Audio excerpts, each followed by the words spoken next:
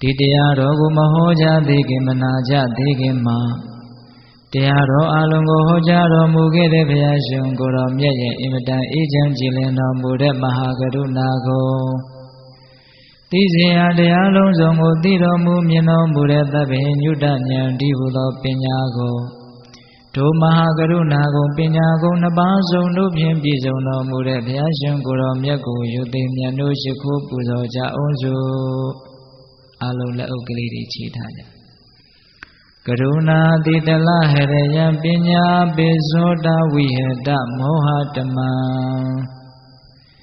သနရမရလောကကရုဝန္တိဒုက္ခတံဂတိဝိမု ṭ ံကရုဏာတိတလဟရယံမဟာကရုဏာတော်ဖြင့်အေးမြသောစိတ်နှလုံးလည်းရှိတော်မူပါ၏ထသောပညာပိဇောတဝိဟတမောဟတမံအရဟတမေတိဟုသောအယံဝလင်းဖြင့်ဝိဇ္ဇာတိဟုသောအမိုက်မှောင်ကိုဖယ်ခွာတော်မူပြီးထသောသနရမရလောကကရုလူနတ်မြမတတဝါနန္ဒတို့၏ကြောင့်ဒီတန်တို့အလေးကရုပြုရာတဆူရီသောဆရာသခင်လည်းဖြစ်တော်မူပါ၏ထသောဂတိဝိမု ṭ ံဒေဝမနုဿနိရယနှင့်ပေတတလိษံလာယအရှိငါတန်သောဂတိတို့မှလည်းအထူးသဖြင့်ကင်းလွတ်တော်မူပြီးထသောသူကတံတတ္တဝါတို့အားအကျိုးများကြောင့်ဟုတ်မှန်သောစကားကောင်းကိုသာမြတ်ဆိုတော်မူပါ၏ထသောဗုဒ္ဓံသစ္စာလေးရတရားမြတ်ကိုလက်ပေါ်တင်တာပရမညာကဲ့သို့ပြတ်သားထင်ထင်သိမြင်ပေတတ်ဘုရားရှင်ကိုယ်တော်မြတ်ကြီးကိုမယံတရားဟောပုဂ္ဂိုလ်တရားနာပုဂ္ဂိုလ်ခေါ်ဆိုပညတ်ပရမတ်မှမူယုံနံနှဖျားဖြစ်ကြပါသောဘုရားတပည့်တော်တို့သည်ဝဏိဝနာမှာကာယဝစီမနောချီ၍သုံးလီဒွါရပနာမဖြင့်ဒုက္ခယောကျိုးလက်ဆုံမူကားရှိခိုးဥညွတ်ပါ၏မြတ်စွာဘုရား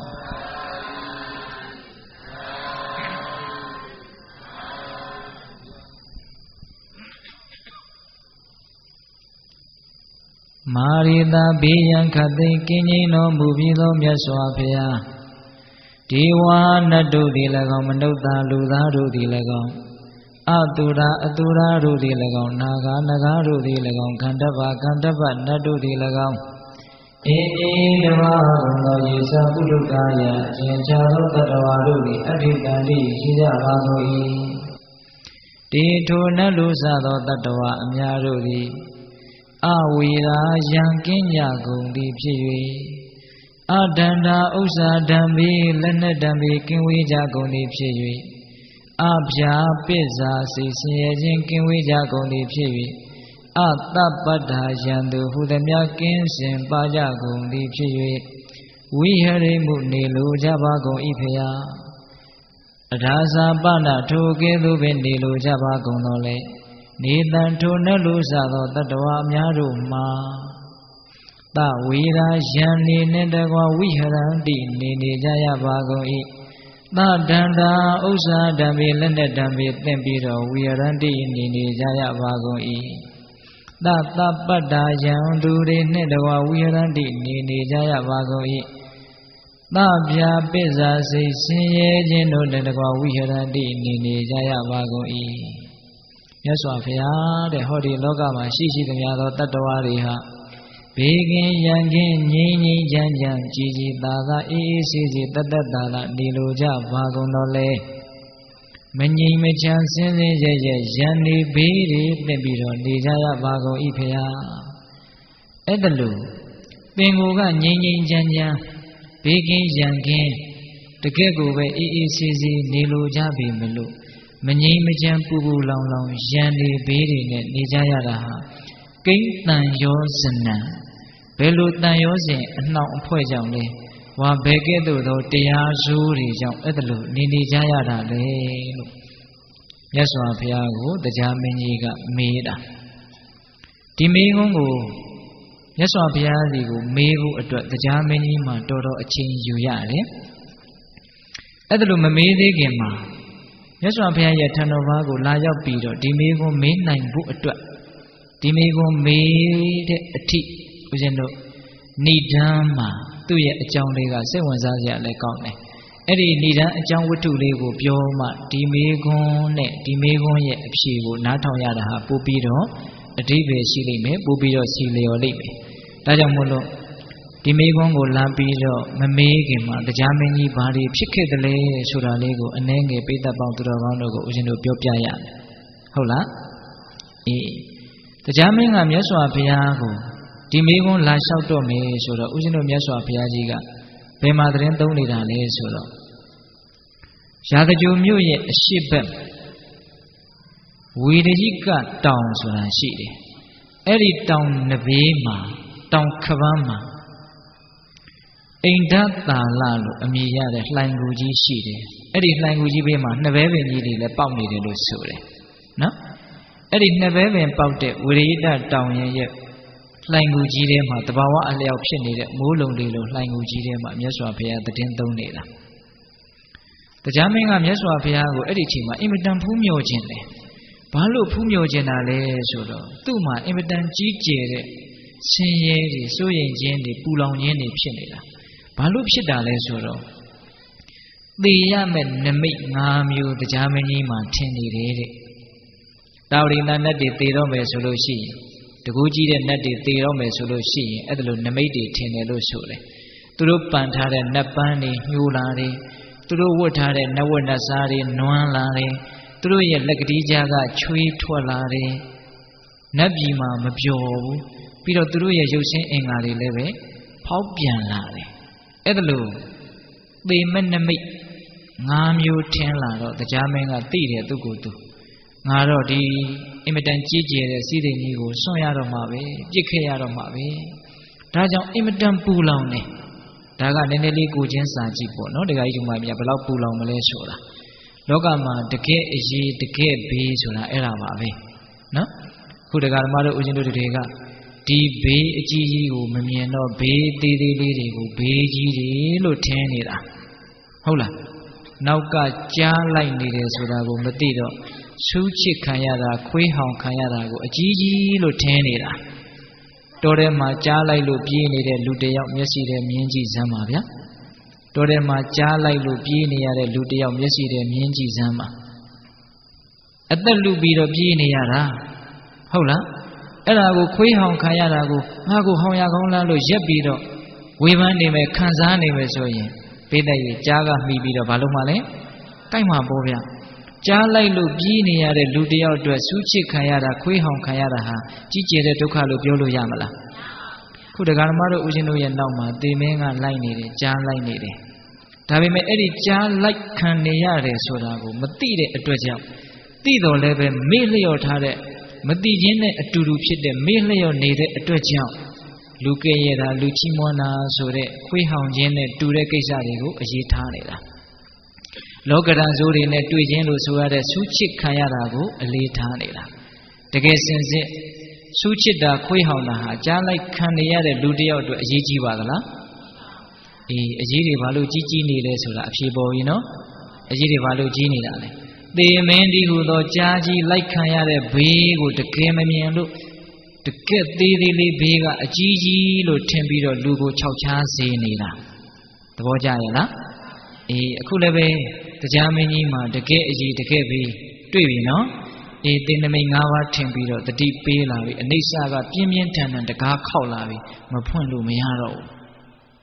အဲ့ဒီမှာ तू အကြီးအကျယ်ပူလောင်တယ်အကြီးအကျယ်စိတ်ဆင်းရဲတယ်အဲ့တော့ तू စဉ်းစားတယ်ဒီလောက်ကြီးကျယ်တဲ့စိတ်ဆင်းရဲခြင်းကိုယ်ဆင်းရဲခြင်းနော်ဒီလောက်ကြီးကျယ်တဲ့ဒုက္ခမြတ်စွာဘုရားမှာလွဲလို့ဘယ်သူမှငြိမ်းအေးစေမှာမဟုတ်ဘူးငါမြတ်စွာဘုရားဒီသွားမယ်ဆိုပြီးတော့ဘုရားဘယ်မှာသတင်းသုံးလဲလို့သူဘိညာသူတို့ရဲ့နတ်တကူနဲ့ကြည်တော့မြတ်စွာဘုရားဝိရိဒတောင်ညာအိန္ဒသာလလှိုင်ကူမှာသတင်းသုံးတာကိုသူတွေ့တယ်အဲ့ဒီတော့သူဘာလုပ်လဲဆိုတော့ဘုရားဖူးဖို့အတွက်နတ်သားနတ်သမီးတွေအများကြီးခေါ်တယ်သူတယောက်တည်းသွားတာမဟုတ်ဘူးအများကြီးခေါ်တယ်အထူးသဖြင့်ပင်စတိခတ်ခေါင်းဆောင်တဲ့နတ်တွေအများကြီးခေါ်တယ်ဘာလို့ခေါ်တယ်လဲဆိုတော့သူကလွန်ခဲ့တဲ့2ရက်3ရက်လောက်တုန်းကဘုရားသွားဖူးသေးတယ်ဗျအဲ့ဒီတုန်းကမြတ်စွာဘုရားကသူ့ကိုဉာဏ်မရှင်းသေးဘူးဆိုပြီးတော့အတွေ့မခံဘူး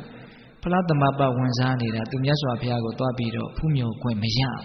ပြန်လှည့်ခဲ့ရတာအဲ့ဒီမှာသူမှားခဲ့သေးတယ်ဘုရားနာမှာအမြဲတမ်းဖူးမြော်နေတဲ့ဝတ္တဝနမင်းကြီးရဲ့နတ်မိဘယဘူဇတိဆိုတာရှိတယ်သူကတဂရကံအရိယာအဲ့ဒီနတ်သမီးက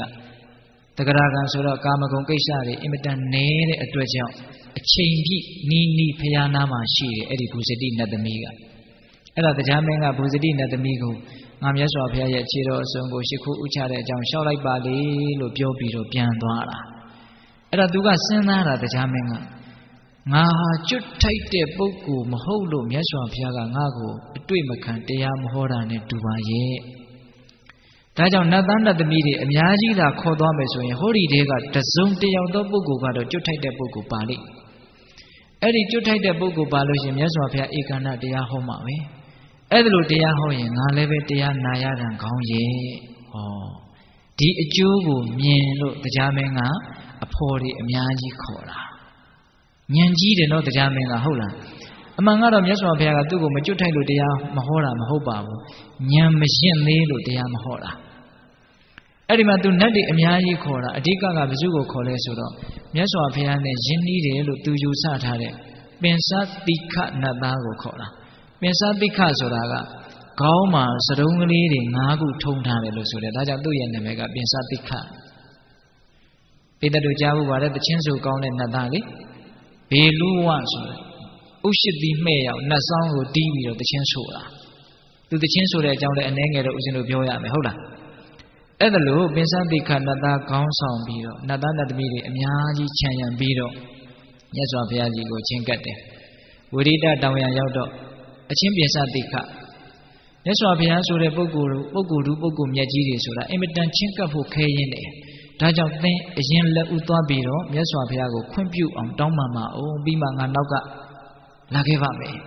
မြတ်စွာဘုရားကိုဖူးမြော်ပါမယ်ဒါဂုံတရေရှိလူကြီးလူကောင်းတို့ရဲ့လှုပ်ထုံးလုံနည်းသဘောမျိုးပေါ့လေဟုတ်လားရှေ့ပြေးကလေးအဲ့ဒီလိုနတ်သားတွေနတ်သမီးတွေပြင်စတိခါတို့အုပ်စုတရားမင်းတို့အုပ်စုအဲ့ဒီတောင်ရံကိုရောက်သွားတော့ညချမ်းအယောင်လေးကိုလင်းထိန်ပြီးတော့ကောင်းကင်တစ်ခုလုံးဝင်းထိန်နေတာအဲ့ဒါအနာနာမှာရှိတဲ့ဆွမ်းသာရွာကဒကာဒကမတွေကသိတယ်တကူကြီးတဲ့နတ်တွေပြမာတွေမြတ်စွာဘုရားကိုစီကပ်နေတာတို့ကိုးကွယ်တဲ့မြတ်စွာဘုရားကဒီလိုဘုရားမျိုးလို့အင်မတန်ပျော်တယ်အင်မတန်ကြည်နူးတယ်အင်မတန်ဝမ်းသာတယ်ဟုတ်လားအေးအဲ့ဒီလိုတရားမင်းကပင်စတိခကိုအရင်လွှတ်တော့ပင်စတိခကဘေလူဝနတ်ဆောင်ကိုပိုက်ပြီးတော့ဘုရားရှင်ထံတော်ဘာမှာနတ်ဆောင်ကိုတီးပြီးတော့တခြင်းဆိုတယ်တဲ့ဘယ်လိုတခြင်းမျိုးလဲဆိုတော့သူ့ရဲ့တခြင်းက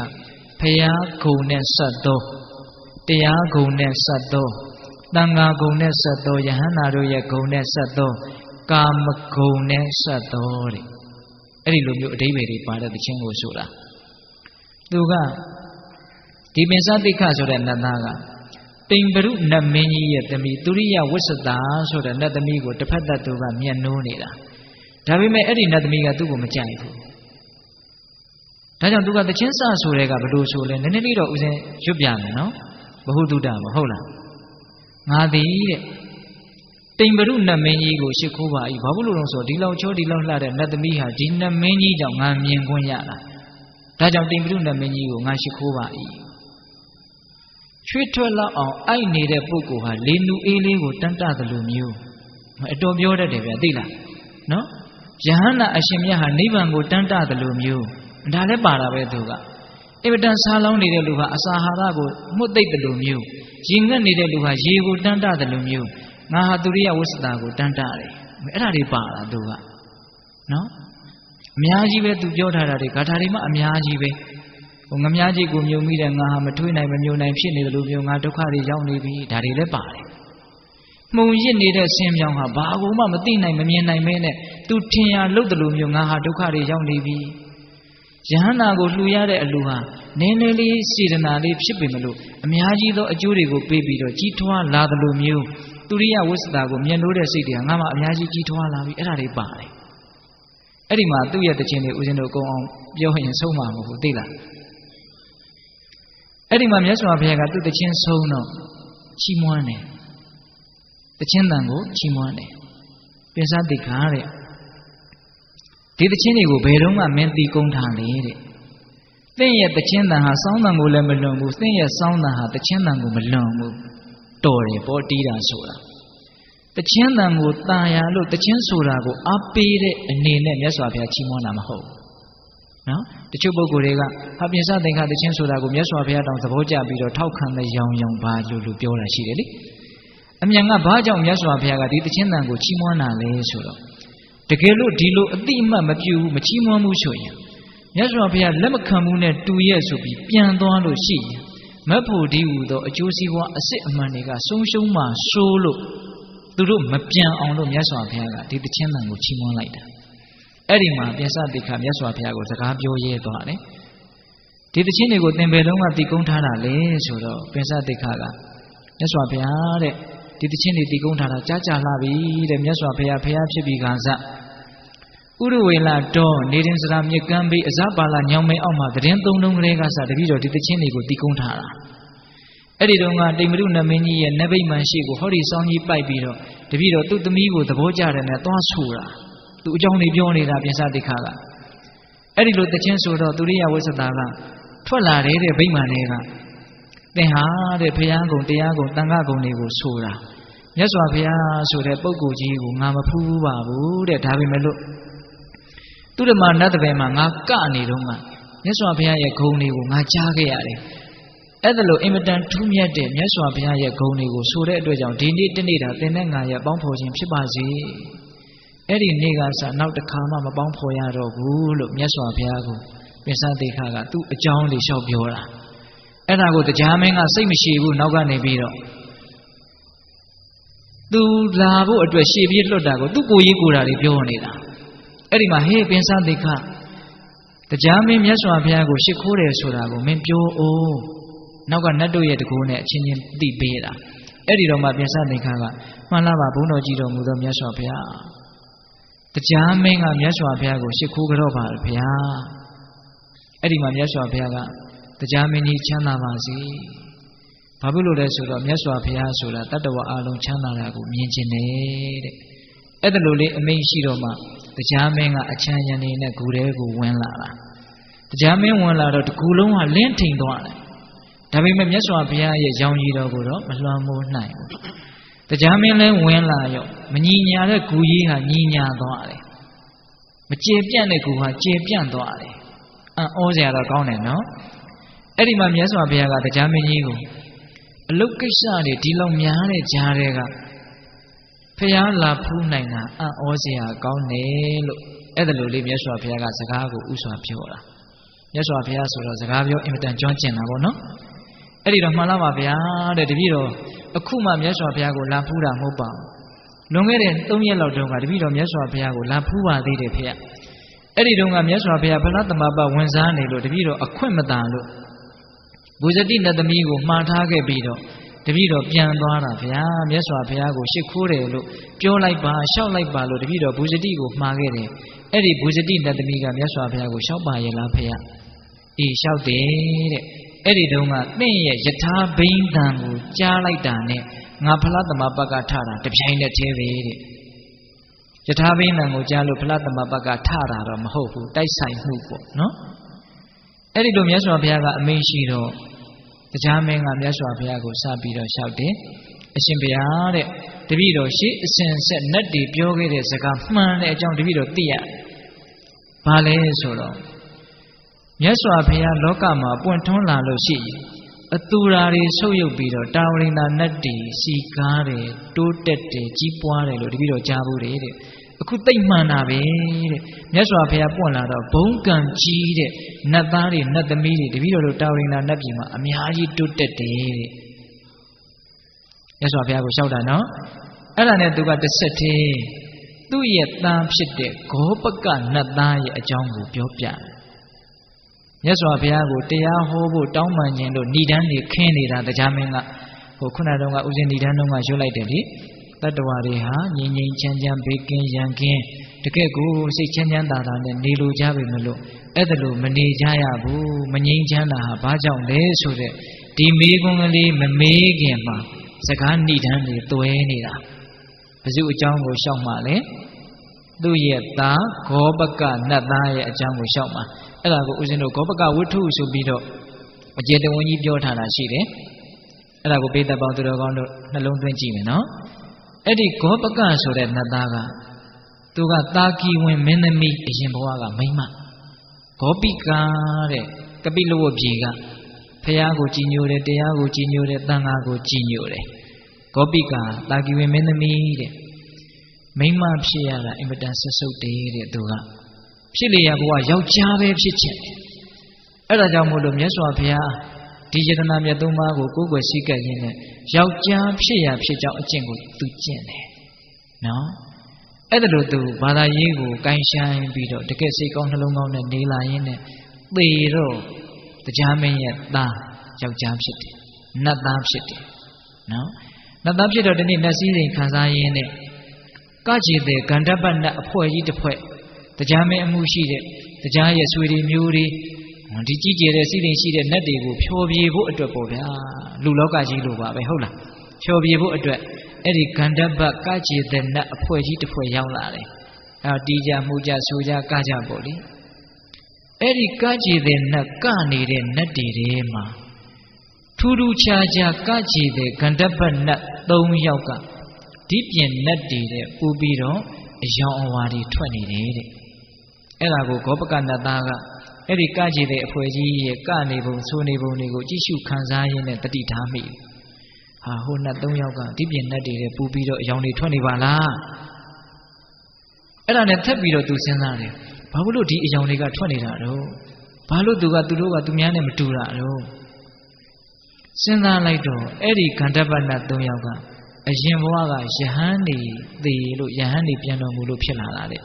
အရင်ဘဝကယဟန်နေတယ်ဘေးယဟန်နေလေလို့ဆက်ပြီးတော့စဉ်းစားလိုက်တော့အဲ့ဒီဂောပိကမင်းသမီးဘဝကသူ့အိမ်မှာသူဆွန်းလောင်းခဲ့တဲ့သူ့ရဲ့ဆရာဘုန်းကြီးတွေဖြစ်နေတယ်တဲ့ဗျာဒကာကြီးဒကာမကြီးများနော်တပည့်ဖြစ်တဲ့ဒကမကနတ်သားဖြစ်ပြီးတော့ဆရာဖြစ်တဲ့ဘုန်းတော်ကြီးတွေကအဲ့ဒီနတ်သားကိုဖြောပြေရတဲ့ဂန္ဓပနတ်အောက်ကျတဲ့နတ်အမျိုးအနွယ်ညံ့တဲ့နတ်ဖြစ်နေတယ်ဘယ်လိုမှမခံနိုင်ဘူးအဲ့ဒီဂောပကနတ်သားကကြည်စမ်းငါကိုးကွယ်ခဲ့တဲ့ငါဆရာတွေငါဆွန်းလောင်းခဲ့တဲ့ငါဆရာတွေမြတ်စွာဘုရားရဲ့တရားတော်ဆိုတာမြင့်မြတ်ရာကိုဥတည်ပြီးတော့မြင့်မြတ်တဲ့မြင့်မြတ်တဲ့ဘက်ကိုရောက်အောင်ပို့တဲ့တရားပါဘယ်နဲ့ရောက်နှိမ့်ကြတဲ့နေရာကိုရောက်လာတာတော့အဲ့ဒါနဲ့ဆိုတာဗျအဲ့ဒီနတ်သားကသိလားအဲ့ဒီခန္ဓာပတ်နတ်3ယောက်အရှင်တို့တဲ့အရင်ဘဝကယဟန်နေငါသိတယ်တဲ့မြတ်စွာဘုရားရဲ့မြင့်မြတ်ရာမြင့်မြတ်ကြောင်းကိုညွှန်ပြတဲ့တရားတွေကိုဘယ်ဘက်ကိုမြန်ဉာဏ်ဥလှည့်ပြီးတော့နာခဲ့တာလေတဲ့ဟောဒီစကားလေးသတိထားကြရတော့ဒကမာကြီးများတရားဆိုတာမြင့်တဲ့နေရာကိုပို့ဖို့မြတ်တဲ့မြတ်တဲ့နေရာကိုပို့ဖို့အဲ့ဒါလို့မြင့်မြတ်တဲ့ဘက်ကိုညွှန်ပြနိုင်တဲ့တွန်းပို့နိုင်တဲ့တရားကိုလက်ငင်းတွေ့နေရပါလှဲ့ကင်းနဲ့နှိမ့်ကြတဲ့ဘက်ကိုရောက်သွားမယ်ဆိုရင်ကိုညံ့တာပေါ့ဟုတ်လားဒကာကြီးမိုင်းများအေးအခုလည်းပဲယဟန်တော်တွေယဟန်မှာရိုးရိုးမဟုတ်ဘူးသီလလည်းစင်ကြယ်တဲ့ဗျာဇံအဘိညာဉ်လည်းရခဲ့တဲ့အဲ့ဒီဇံအဘိညာဉ်လက်ရှိနဲ့သိမယ်ဆိုရင်တောင်မှပြမပြေရောက်နိုင်နေဒါပေမဲ့ဘာဖြစ်နေတာကန္တပနတ်ဖြစ်နေတာကကြည်တဲ့နတ်ဖြစ်တာကကြည်တယ်ဆိုတာပြတတ်တယ်သူများခံစားဖို့အတွက်ဖြိုပြေးပေးရတာဆိုတော့အောက်ကျတာပေါ့ဒကာကြီးဒီမကြီးများအေးအဲ့ဒီမှာသူပြောတဲ့စကားဂောပကနတ်သားပြောတဲ့စကားလေးမှတ်ရမယ်နော်မြင့်မြတ်ရာမြင့်မြတ်ကြောင်းကိုညွှန်ပြနိုင်တဲ့တရားတော်ကြီးနဲ့တွေ့ခဲ့ပါလေခင်နဲ့ဘယ်ဘက်ကိုဉာဏ်ဥလှည့်ပြီးတော့တရားနာခဲ့တာလဲအဲ့ဒါလို့မေးပြီးတော့အရှင်တို့ကိုမြင်ရတာမကောင်းသောမြင်ခြင်းပဲတဲ့ငါလိုမိမတယောက်ဖြစ်ခဲ့တဲ့ပုဂ္ဂိုလ်ကအရှင်းမြင့်တဲ့ဘဝကိုရအောင်ယူနိုင်ပါလေခင်နဲ့ယဟန်ရမကြီးတွေဖြစ်နေပါလေခင်နဲ့နှိမ့်ကြတဲ့ဘဝကိုရတာမြင်ရတာကြက်သေးမရှိဘူးလို့ပြောတာပက်ပက်ဆက်ဆက်ပြောတာအဲ့ဒီပက်ပက်ဆက်ဆက်ပြောဆိုခြင်းဆိုတဲ့ဆေးကားကြီးတိုက်လိုက်တာအစွမ်းထက်တယ်ဗျအဲ့ဒီဆေးကားကြီးစွမ်းတယ်ဟုတ်တုံဆိုတော့အဲ့ဒီခန္ဓာပနတ်3ယောက်ထဲက2ယောက်သောခန္ဓာပနတ်သားတွေဟာပြန်ပြီးတော့တတိယရှက်เสียကောင်းလိုက်တာသူပြောမယ်ဆိုလေပြောเสียပဲဘာဖြစ်လို့သူတို့ကခန္ဓာပနတ်ဖြစ်ရတော့ဆိုတော့ ဘဝပေါင်းများစွာအဲ့ဒီကန္တပကကြေတဲ့နဲ့တည်းဖြစ်ခဲ့တာလေအဲ့ဒီယဟန်တို့သုံးပါးကဒါကြောင့်မလို့ဘဝနိကန္တိကကိုဖြစ်ခဲ့မှုတဲ့အခြေအနေလေးထဲမှာตาရတဲ့စိတ်တွေကအထက်ထပ်ဖြစ်ခဲ့တာဆိုတော့နောက်တစ်ခါထပ်ဖြစ်တဲ့သဘောပါပဲအလေးအကျင့်သဘောအာတိဝနပစ္စည်းသဘောလို့လည်းပြောမယ်ဆိုရင်ပြောလို့ရတယ်ဒါလေးလုံနေကြဒါလေးကျွမ်းကျင်တယ်ဆိုတော့ပြောလိုက်ရင်ဒါမျိုးပြုလိုက်ရင်ဒါမျိုးကြံလိုက်ရင်ဒါမျိုးအဲ့တော့ဖြစ်လိုက်တော့လေဒါမျိုးပေါ့သဘောပေါက်လားအဲ့ဒါနဲ့နတ်သားနှစ်ယောက်ကတော့အဲ့ဒီတိုက်လိုက်တဲ့ပြင်းထန်တဲ့ဆေးကားကြီးကိုအစွမ်းထက်တယ်ဗျသူတို့အတွက်ပြန်ပြီးတော့တတိရတဲ့အတွက်ကြောင့်အဲ့ဒီနားတယ်ပထမဇန်ရတယ်ရိုးရိုးမဟုတ်ဘူးသုံးမဲ့သုံးဖို့နဲ့တကွာတယ်။ဒါရင်အမျက်တွေထွက်လိုက်တာနော်အဲ့ဒီဂောပကနတ်သားတဲ့တောင်တာသွားပြီအခြေခံလေးကသိကောင်းခဲ့တာကိုအနာဂံဖြစ်ပြီးတော့အဲ့ဒီနားတယ်တခါတည်းသုတိသိကြပြီးတော့တခါတည်းဗြဟ္မပြည်ကိုကူးသွားတာဒါပေမဲ့ဂန္ဓပနတ်သားတစ်ယောက်ကတော့အဲ့ဒီမှာပဲပျော်ပြီးတော့နေတာတဲ့ဟောသူလည်းပဲအတူတူလုပ်ခဲ့တာအတူတူကြားတာပဲဒါပေမဲ့ဟိုနှစ်ယောက်ကတော့တတိရတယ်ဒီတစ်ယောက်ကတော့တတိမရအောင်အဲ့ဒါသူကြမ်းနေခဲ့တယ်အဲ့ဒါလို့ဂန္ဓပနတ်အဖြစ်ကနေပြီးတော့ဗြဟ္မပြည်ကိုဒီတိုင်းကြီးကူးသွားတာကိုတရားမင်းကမြင်တယ်မြင်တော့ဟေးဒါဘာဖြစ်တာတော့အဲ့ဒီမှာဂောပကနတ်သားကိုမေးတော့ဂောပကနတ်သားကအကုန်ပြန်ပြောပြတယ်ခမဲတော်ကြီးတဲ့ဒါအရင်ဘဝကသူ့အိမ်မှာဆုံးခံခဲ့တဲ့ကိုတော်သုံးပါးသူ့ဆရာတွေပါအဲ့ဒါကြောင့်မလို့ तू ပက်ပက်ဆက်ဆက်ပြောလိုက်လို့အမှန်တွေပြောတာနော်ပြောတာကတော့အေးဒါကြောင့်နာနာချင်းချင်းဟောအပြစ်မြင်တိုင်းဝမ်းတွဲမတူဟုတ်တိုင်းဆိုကကြားဘူးတယ်ဟုတ်လားဒီလင်္ကာလေးဆရာဆိုတဲ့အဓိပ္ပာယ်ကလေးနော်အဲ့တော့ကိုယ့်ရဲ့အပြစ်ကိုပြပြီးတော့အမှန်ကိုပြောတာဟာတကယ်စင်စစ်နှလုံးသွင်းတတ်မယ်ဆိုရင်သိအကျိုးကြီးပါတယ်အဲ့ဒါလို့ဂောပကနတ်သားကသူ့ရဲ့အဖေတရားမင်းကို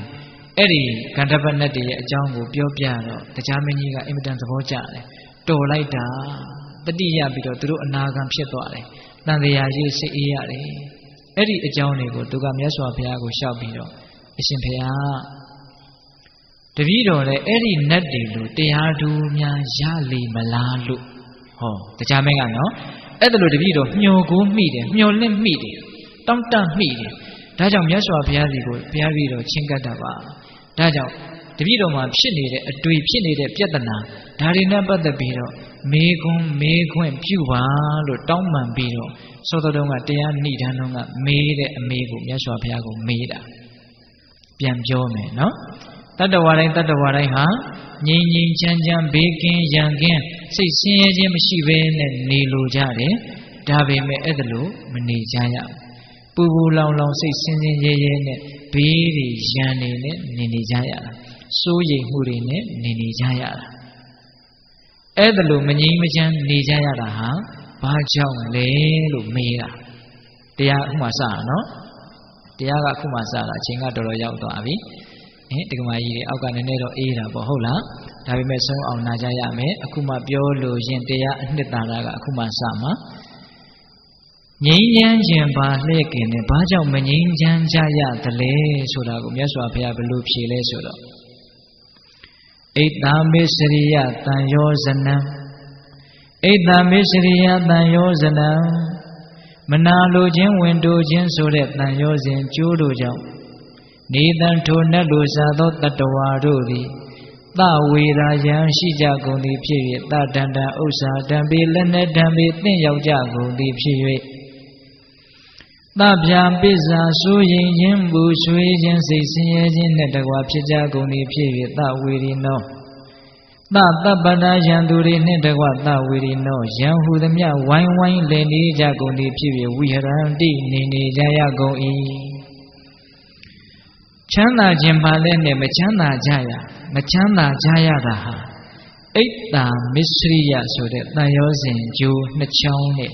အချီအနှောင်ကိုခံကြရလို့ပဲတဲ့ဣတ္တာမစ္စရိယပိတ္တတို့အဖြေထွက်လာပြီနော်ဗါတဲ့တော့ဣတ္တာမစ္စရိယဣတ္တာဆိုတာမနာလိုတာမစ္စရိယဆိုတာဝန်တူတာအဲ့ဒါကိုဦးဇင်းတို့နည်းနည်းလေးရှင်းပြရမယ်ဣတ္တာဆိုတာကမနာလိုတာမစ္စရိယဆိုတာဝန်တူတာမနာလိုတာဆိုတာဘာကိုမနာလိုတာလဲဆိုကြပါစို့နားမထောင်လိုဘူးဆိုတာကိုအတူတူပြောထားတာမနာလိုဘူးဆိုတာ နာမထောင်လိုဘူးနာမထောင်ခြင်းဘူးနာမထောင်နိုင်ဘူးဘာတွေကိုနာမထောင်နိုင်တာလဲဘာတွေကိုနာမထောင်ခြင်းတာလဲဘာတွေကိုနာမထောင်လိုတာလဲသူများကြည်ပွားတာသူများချမ်းသာတာသူများကိုယ့်ထက်သာတာကိုနာမထောင်လိုဘူးအဲ့ဒါပုထုဇဉ်တို့ရဲ့ပင်ကိုယ်သဘောပဲအဲ့ဒါဟုတ်မဟုတ်အခုလောလောဆယ်လေးစီစစ်ကြည့်စမ်းပါဗျာသူများကိုယ့်ထက်သာသွားပြီသူများကိုယ့်ထက်တော်သွားပြီတိသွားပြီတက်သွားပြီပစ္စည်းတွေပေါ်သွားပြီအစသာရရကိုယ့်ထက်သာပြီဆိုလို့ရှိရင်နားထောင်ရတာအရသာရှိလားပြောတဲ့လူကပြောလို့သာအာနာလို့တော်၎င်းကြောက်လို့တော်၎င်းမကောင်းတတ်လို့တော်၎င်းအမျိုးမျိုးသောအကြောင်းကြောင့်အောင့်ဤပြီးတော့နားထောင်နေရပေမလို့စိတ်ထဲမှာနားမထောင်လို့တဲ့စိတ်ကတော့ရှိနေတယ်အဲ့ဒါဘာခေါ်မလဲအဲ့ဒါအိတ်တာပဲအဲ့ဒါအိတ်တာပဲဗျအဲ့ဒီမနာလို့တဲ့သဘောကကိုမုန်းတဲ့ပုဂ္ဂိုလ်ပေါ်မှာဆိုအများကြီးပို့ပြီးတော့တိတိတသာဖြစ်တယ်နော်ကိုမကြိုက်ဘူးဒီလိုမကြိုက်ဘူးဆိုအဲ့ဒီလိုကြီးပွားတော့လာမပြောစမ်းနဲ့အလကားဆိုင်ကိုလို့ခြုံပေါ်ရတာကောင်းတဲ့ဟာတွေမဟုတ်ဟောအဲ့ဒါလိုမဲ့ကရွက်ကတောင်ပြောတယ်နော်မနာလိုတဲ့သဘောဟာမနာလိုတဲ့လေသံတွေပဲထွက်တယ်မနာလိုတဲ့အပြုမှုတွေပဲပြုမှုတယ်အဲ့ဒါလိုတပါးသောသူတွေကြီးပွားတာချမ်းသာတာကိုယ့်ထက်သာတာကိုမကြားလို့မနာလိုတဲ့သဘောကိုအိတ်တာလို့ခေါ်တယ်အင်မတန်ပြင်းပြင်းထန်ထန်ဖြစ်လို့ရှိရင်သွေးတွေဘာတွေတောင်အန်တတ်တယ်လို့ဆိုတယ်နော်သူများပေါ်မှာမနာလိုသိဖြစ်ရတာအင်မတန်ရှုံးတယ်ဘာမှလည်းရတာလည်းမဟုတ်ဘာမှလည်းအကျိုးရှိတာလည်းမဟုတ်တက်တက်မဲ့အဲ့ဒီလိုအတွက်လည်းဘာမှထိခိုက်သွားတာမဟုတ်ကိုယ်မှနေရင်ထိုင်ရင်နဲ့စိတ်ထဲမှာပူလောင်နေတာဦးဇင်းတို့လည်းဖြစ်ဖူးတယ်ဒကာကြီးမိုင်များလည်းဖြစ်ဖူးတယ်ဖြစ်လဲနောက်ထပ်ဖြစ်အောင်မှာတတိထားပြီးတော့ကြည့်မလေးမပယ်ရသေးဘူးသောတာပန်ဖြစ်မှပယ်တာဖြစ်အောင်မှာအဲ့ဒီတရားစိုးကြီးကဖြစ်အောင်မှာဖြစ်เสียအကြောင်းရှိရင်ဖြစ်ကိုဖြစ်အောင်မှာအဲ့ဒီအချိန်ကျတော့ဘလောက်ခံရခက်တယ်လဲဆိုတာလက်တွေ့တခိုးကိုဖမ်းတယ်လို့ဖမ်းကြည့်ပေါ့ဖြစ်မှာနော်ဒကာကြီးမိုင်များအဲ့ဒီအိတ်တာဆိုတဲ့သဘောတရားလောကကြီးကိုပူလောင်အောင်လောကကြီးကိုရှုပ်ပွက်အောင်လောကကြီးကိုမငြိမ်းချမ်းအောင်လုပ်နေတာနောက်ထပ်မစ္စရိယဆိုတာဗာလဲဝန်တိုတာဘာကိုဝန်တိုတာလဲဆိုတော့ကိုပိုင်နေဆိုင်နေလို့သတ်မှတ်ထားတဲ့သက်ရှိသက်မဲ့တွေနဲ့ပတ်သက်လာလို့ရှိရင်သူများနဲ့လုံးဝမဆက်ဆက်စေခြင်းဘူးသူများနဲ့လုံးဝမပတ်သက်စေခြင်းဘူးနည်းနည်းလေးမှအထိမခံနိုင်ဘူးအကြည့်မခံနိုင်ဘူးဟောတကယ်မြတ်နိုးလာလို့ရှိရင်အကြည့်တောင်မခံနိုင်ဘူးအထိမပြောနဲ့ဟုတ်လားအပိုင်ဆိုတာဝေလာဝေးနော်ဒါငါဟာလို့သတ်မှတ်လို့ရတဲ့အရာမှန်သမျှနဲ့သက်ရှိပဲဖြစ်ဖြစ်သက်မဲ့ပဲဖြစ်ဖြစ်အဲ့ဒါကိုတစုံတစ်ယောက်ကမျက်စောင်းထိုးလာပြီးဆိုစပြီးတော့လှုပ်လာပြီသိရတော့မှနဲ့တူတယ်ပတ်သက်တော့မှနဲ့တူတယ်ဆိုရင်စိတ်ထဲမှာထိတ်လန့်လာတယ်တုန်လှုပ်လာတယ်တတ်နိုင်သမျှကာကွယ်ဖို့ကြိုးစားရတယ်နေရင်ထိုင်ရင်အဲ့ဒီလူဟာကိုယ်ရန်သူဖြစ်တော့မှာဘာလဲဝန်တူတာအဲ့ဒီဝန်တူတဲ့သဘောဦးဇင်းတို့ယဟန်လောကမှာအများကြီးပို့ပြီးတော့ဖြစ်တတ်တယ်ဒါကြောင့်ဦးဇင်းတို့ကျမ်းဂန်တွေထဲမှာလည်းပဲယဟန်တော်တွေအတွက်ပဲမစ္စရိယနဲ့ပတ်သက်ပြီးတော့၅မျိုးလောက်တော့ဟောထားတာရှိတယ်ဗျဟုတ်လားအာဝါဒမစ္စရိယတဲ့ကိုယ်နေရာလေးသူများလာနေမကြိုက်ဘူးလာနေမှာဆိုးတယ်လူတွေမှာလည်းရှိတာပါပဲနော်နောက်ကုလမစ္စရိယတဲ့ကိုယ်တကားတကမဒီပြင်ဘုံကြီးနဲ့ပတ်သက်သွားမှာဆိုးရိပ်တယ်ကြောက်တယ်လူတွေဆိုရင်လည်းကိုချစ်တဲ့လူမြတ်နိုးတဲ့လူဟုတ်လားကိုအတိုင်းဝိုင်းသူများနဲ့ထိစပ်မှာဆိုးတယ်ဟုတ်လားကုလမစ္စရိယနော်ပြီးတော့ဗါလေလာဘမစ္စရိယလက်လာဘကိုယ်သာလင်ရခြင်းကိုလက်လာဘသူများကိုခွဲမပေးနိုင်ဘူးကိုရတယ်လို့မျိုးသူများကိုမရစေခြင်းဘူးဝန်တိုတာနော်ပြီးတော့ဗါလေဝဏမစ္စရိယဂုံတည်င်းနေကိုတယောက်ပဲဂုံရှိခြင်းကိုရတဲ့ဂုံမျိုးသူများမရစေခြင်းဘူးသူများအဲ့လိုဂုံတွေရှိသွားမှာဆိုရင်နေရင်ထိုင်ရင်လည်းအနေရခက်တယ်တတိပြတာပိုက်ထဲမှာမတည့်တဲ့အစာကိုမျိုးလိုက်မိတယ်လို့မျိုးပဲဟုတ်လားမစ္စရိယနောက်ပြီးတော့ဗာမစ္စရိယရှိသေးလဲဓမ္မမစ္စရိယတဲ့အံ့ဩစရာကောင်းတယ်တရားမှတောင်ဝန်တူတယ်ဗျာဘာလဲဆိုတော့လောကီအသိပညာတွေဦးဇင်းတို့တရားစာပေပရိယတ္တိကိုသိတယ်လို့သူများကိုမသိသိချင်တာရှိတယ်အဲ့ဒါဗာလဲဓမ္မမစ္စရိယအဲ့ဒီအိတ်တာမနာလိုခြင်းမစ္စရိယဝန်တူခြင်းဆိုတဲ့ဒီတရားနှစ်ပါးဟာလောကကြီးကိုမငြိမ်းမချမ်းဖြစ်အောင်လုပ်တဲ့နေရာမှာအကြီးကျယ်ဆုံးသောလက်သက်တရားခံမယ်ပေတတို့ဉာဏ်ရှိတယ်ကဘာကြီးနဲ့ခြိပြီးတော့ကြည့်နိုင်ငံနဲ့ခြိပြီးတော့ကြည့်တမျိုးလုံးနဲ့ခြိပြီးတော့ကြည့်ရက်ကွက်နဲ့ခြိကြည့်အိမ်နဲ့ခြိကြည့်အကုန်လုံးခြိပြီးတော့ကြည့်ဟုတ်လား ဒီမနာလိုခြင်းဝန်တိုခြင်းကြောင့်လောကကြီးရှုပွက်နေတာမနာလိုတဲ့စိတ်တွေများတော့ကိုယ့်ထက်သာသွားမှာဆိုတော့နှောင့်ယှက်ရတယ်နော်တချို့လူမိုင်ငှားပြီးတော့တတ်တဲ့အဆင့်တောင်ရောက်တယ်ဟိုတုန်းကကြားဘူးတယ်ဟိုစကိတ်စီးချန်ပီယံရေခဲပြင်စကိတ်စီးတာပြိုင်နေတာလေနောက်ထပ်လူတစ်ယောက်ကကောင်မလေးတစ်ယောက်ကတအားအလားလာကောင်းတော့အရင်ချန်ပီယံကလူမိုက်ကိုငွေပေးပြီးတော့ခြေထောက်ကိုချိုးခိုင်းတာဒီကဘာကြီးမှာအဲ့ဒါမျိုးတွေအများကြီးရှိတယ်နော်ဒါဘယ်တရားကဖြစ်တာလဲမနာလိုတဲ့တရားတနည်းအားဖြင့်ကိုယ့်လိုဖြစ်မှာကိုဝင်ကြိုတင်ပြီးတော့ဝင်တိုးထားတယ်လို့ပြောလို့မရဘူးလားအေးဝင်တိုးတဲ့တရားကြောက်ဖို့ကောင်းတယ်နော်ဒီကိစ္စမိုက်များအဲ့ဒါလို့ကိုယ့်ထက်သာသွားမှာရှိုးလို့နှောင့်ယှက်နေတာဆိုကြပါစို့ဈေးထဲမှာဆိုရင်ပို့ပြီးတော့သိတာတယ်လို့ထင်တယ်ဈေးတဲ့အချင်းချင်းဟိုဘက်ဆိုင်ကသိရောင်းကောင်းနေပြီဆိုရင်ဒီဘက်ကနေရင်ထိုင်ရင်လည်းအကုသိုလ်တက်တယ်ဦးဇင်းကိုဈေးတွေကအဲ့ဒါမျိုးခဏတိုင်းပြောဘူးတယ်အဲ့ဒါသူတို့ရိုးသားတယ်လို့ပြောရမှာပေါ့နော်ဟုတ်လားကိုယ့်ထက်ရောင်းကောင်းတယ်ဆိုရင်စိတ်ထဲမှာနေရထိုင်ရတာဟန်မရဘူးနော်အဲ့ဒါလိုမျိုးအဲ့ဒါကမနာလိုတဲ့ကိစ္စကစိတ်ထဲတင်ဖြစ်နေရင်တော်သေးတယ်နော်ဗဇက်ပေါ်ထိတက်လာပြီလက်ပေါ်ထိနှောင့်ယှက်မဲ့အဆင့်ရောက်လာပြီဆိုတော့ကြောက်စရာမကောင်းဘူးလားကြောက်စရာကောင်းတယ်အဲ့ဒီဝင်တိုတဲ့အဆင့်ကလည်းအကြီးကြီးဖြစ်လာရင်အင်မတန်ကြောက်စရာကောင်းတယ်ပြစ္ဆုတ်ပန်တန်တွေကနှစ်ဖြာဆင်းရဲစေတယ်ပေးတဲ့တို့သိပါတယ်လောတကတိတ်တကြားဘူးတယ်နော်အရင်ဘဝကယဟန္တာမထေရကိုသူ့ရဲ့တကာကကြည်ညိုတော့သူမကြည်နပ်ဘူးမခံနိုင်ဘူးအဲ့ဒါနဲ့တက်ကယ်ချောင်းနဲ့ခေါင်းလောင်းထိုးစားတဲ့ကတော့တက်ကယ်ချောင်းနဲ့ခေါင်းလောင်းထိုးတယ်လို့မပါပါဘူးလက်သေးလေးနဲ့သွားချစ်တာတဲ့ခေါင်းလောင်းကိုဟိုကြတော့တကားစီရောက်တော့ပြောမှလေမင်းကလာကြည်ညိုနေတာပါကွာမင်းဖုန်းကြီးကငါခေါင်းလောင်းထိုးတာတော့မနိုးဘူးဟာဟုတ်လားကျောင်းတကားကိုလည်းသွားပြီးတော့အသားလေးလက်သေးလေးနဲ့သွားပြီးတော့ချစ်တယ်ဟုတ်လားငါတကားတွေခောက်ခဲ့ပါတယ်ကွာမှုသားလွတ်ယုံပေါ့နော်နောက်တော့ကျောင်းတကားကအရှင်ဘုရားအဲ့ဒါလို့ဆိုလို့ရှင်လည်းခရီးပန်းလို့နေမှာပါဖေ။တပည့်တော်ဆွန်းလေးလှူပေးရဆိုပြီးတော့မုံမုံမြက်မြက်ဆွန်းဟင်းနေတပိတ်ထဲထည့်ပြီးတော့လောင်းလိုက်တာအဲ့ဒီကြမှာဒုက္ခရောက်တာကိုမနာလိုတဲ့ကိုမုန်းတဲ့လူစားမဲ့ဆွန်းဟင်းကိုကိုယ်တိုင်ပယ်ခဲ့ရပြီအဲ့ဒီကြတော့မှအကြီးကျယ်ဒုက္ခဖြစ်တာဘယ်လိုမှမအောင်နိုင်ဘူးမဆောင်စည်းနိုင်ဘူးသူဉာဏ်ရှိတဲ့ယဟန်တစ်ပါးနော်သီလလည်းပြည့်စုံတယ်ဒါပေမဲ့အိတ်တံမစ္စရိယတရားနှိမ့်ဆက်လာတော့အဲ့ဒီဆွန်းနေဟင်းတွေကိုလေမိကြီးခဲတွေရှိတဲ့ပြာပုံလေးကိုတွန်းပြီးတော့ဖုံးထားခဲ့တာယူမသွားနိုင်ဘူးကြောင်းရောက်တော့အဲ့ဒီယဟန်ကမရှိတော့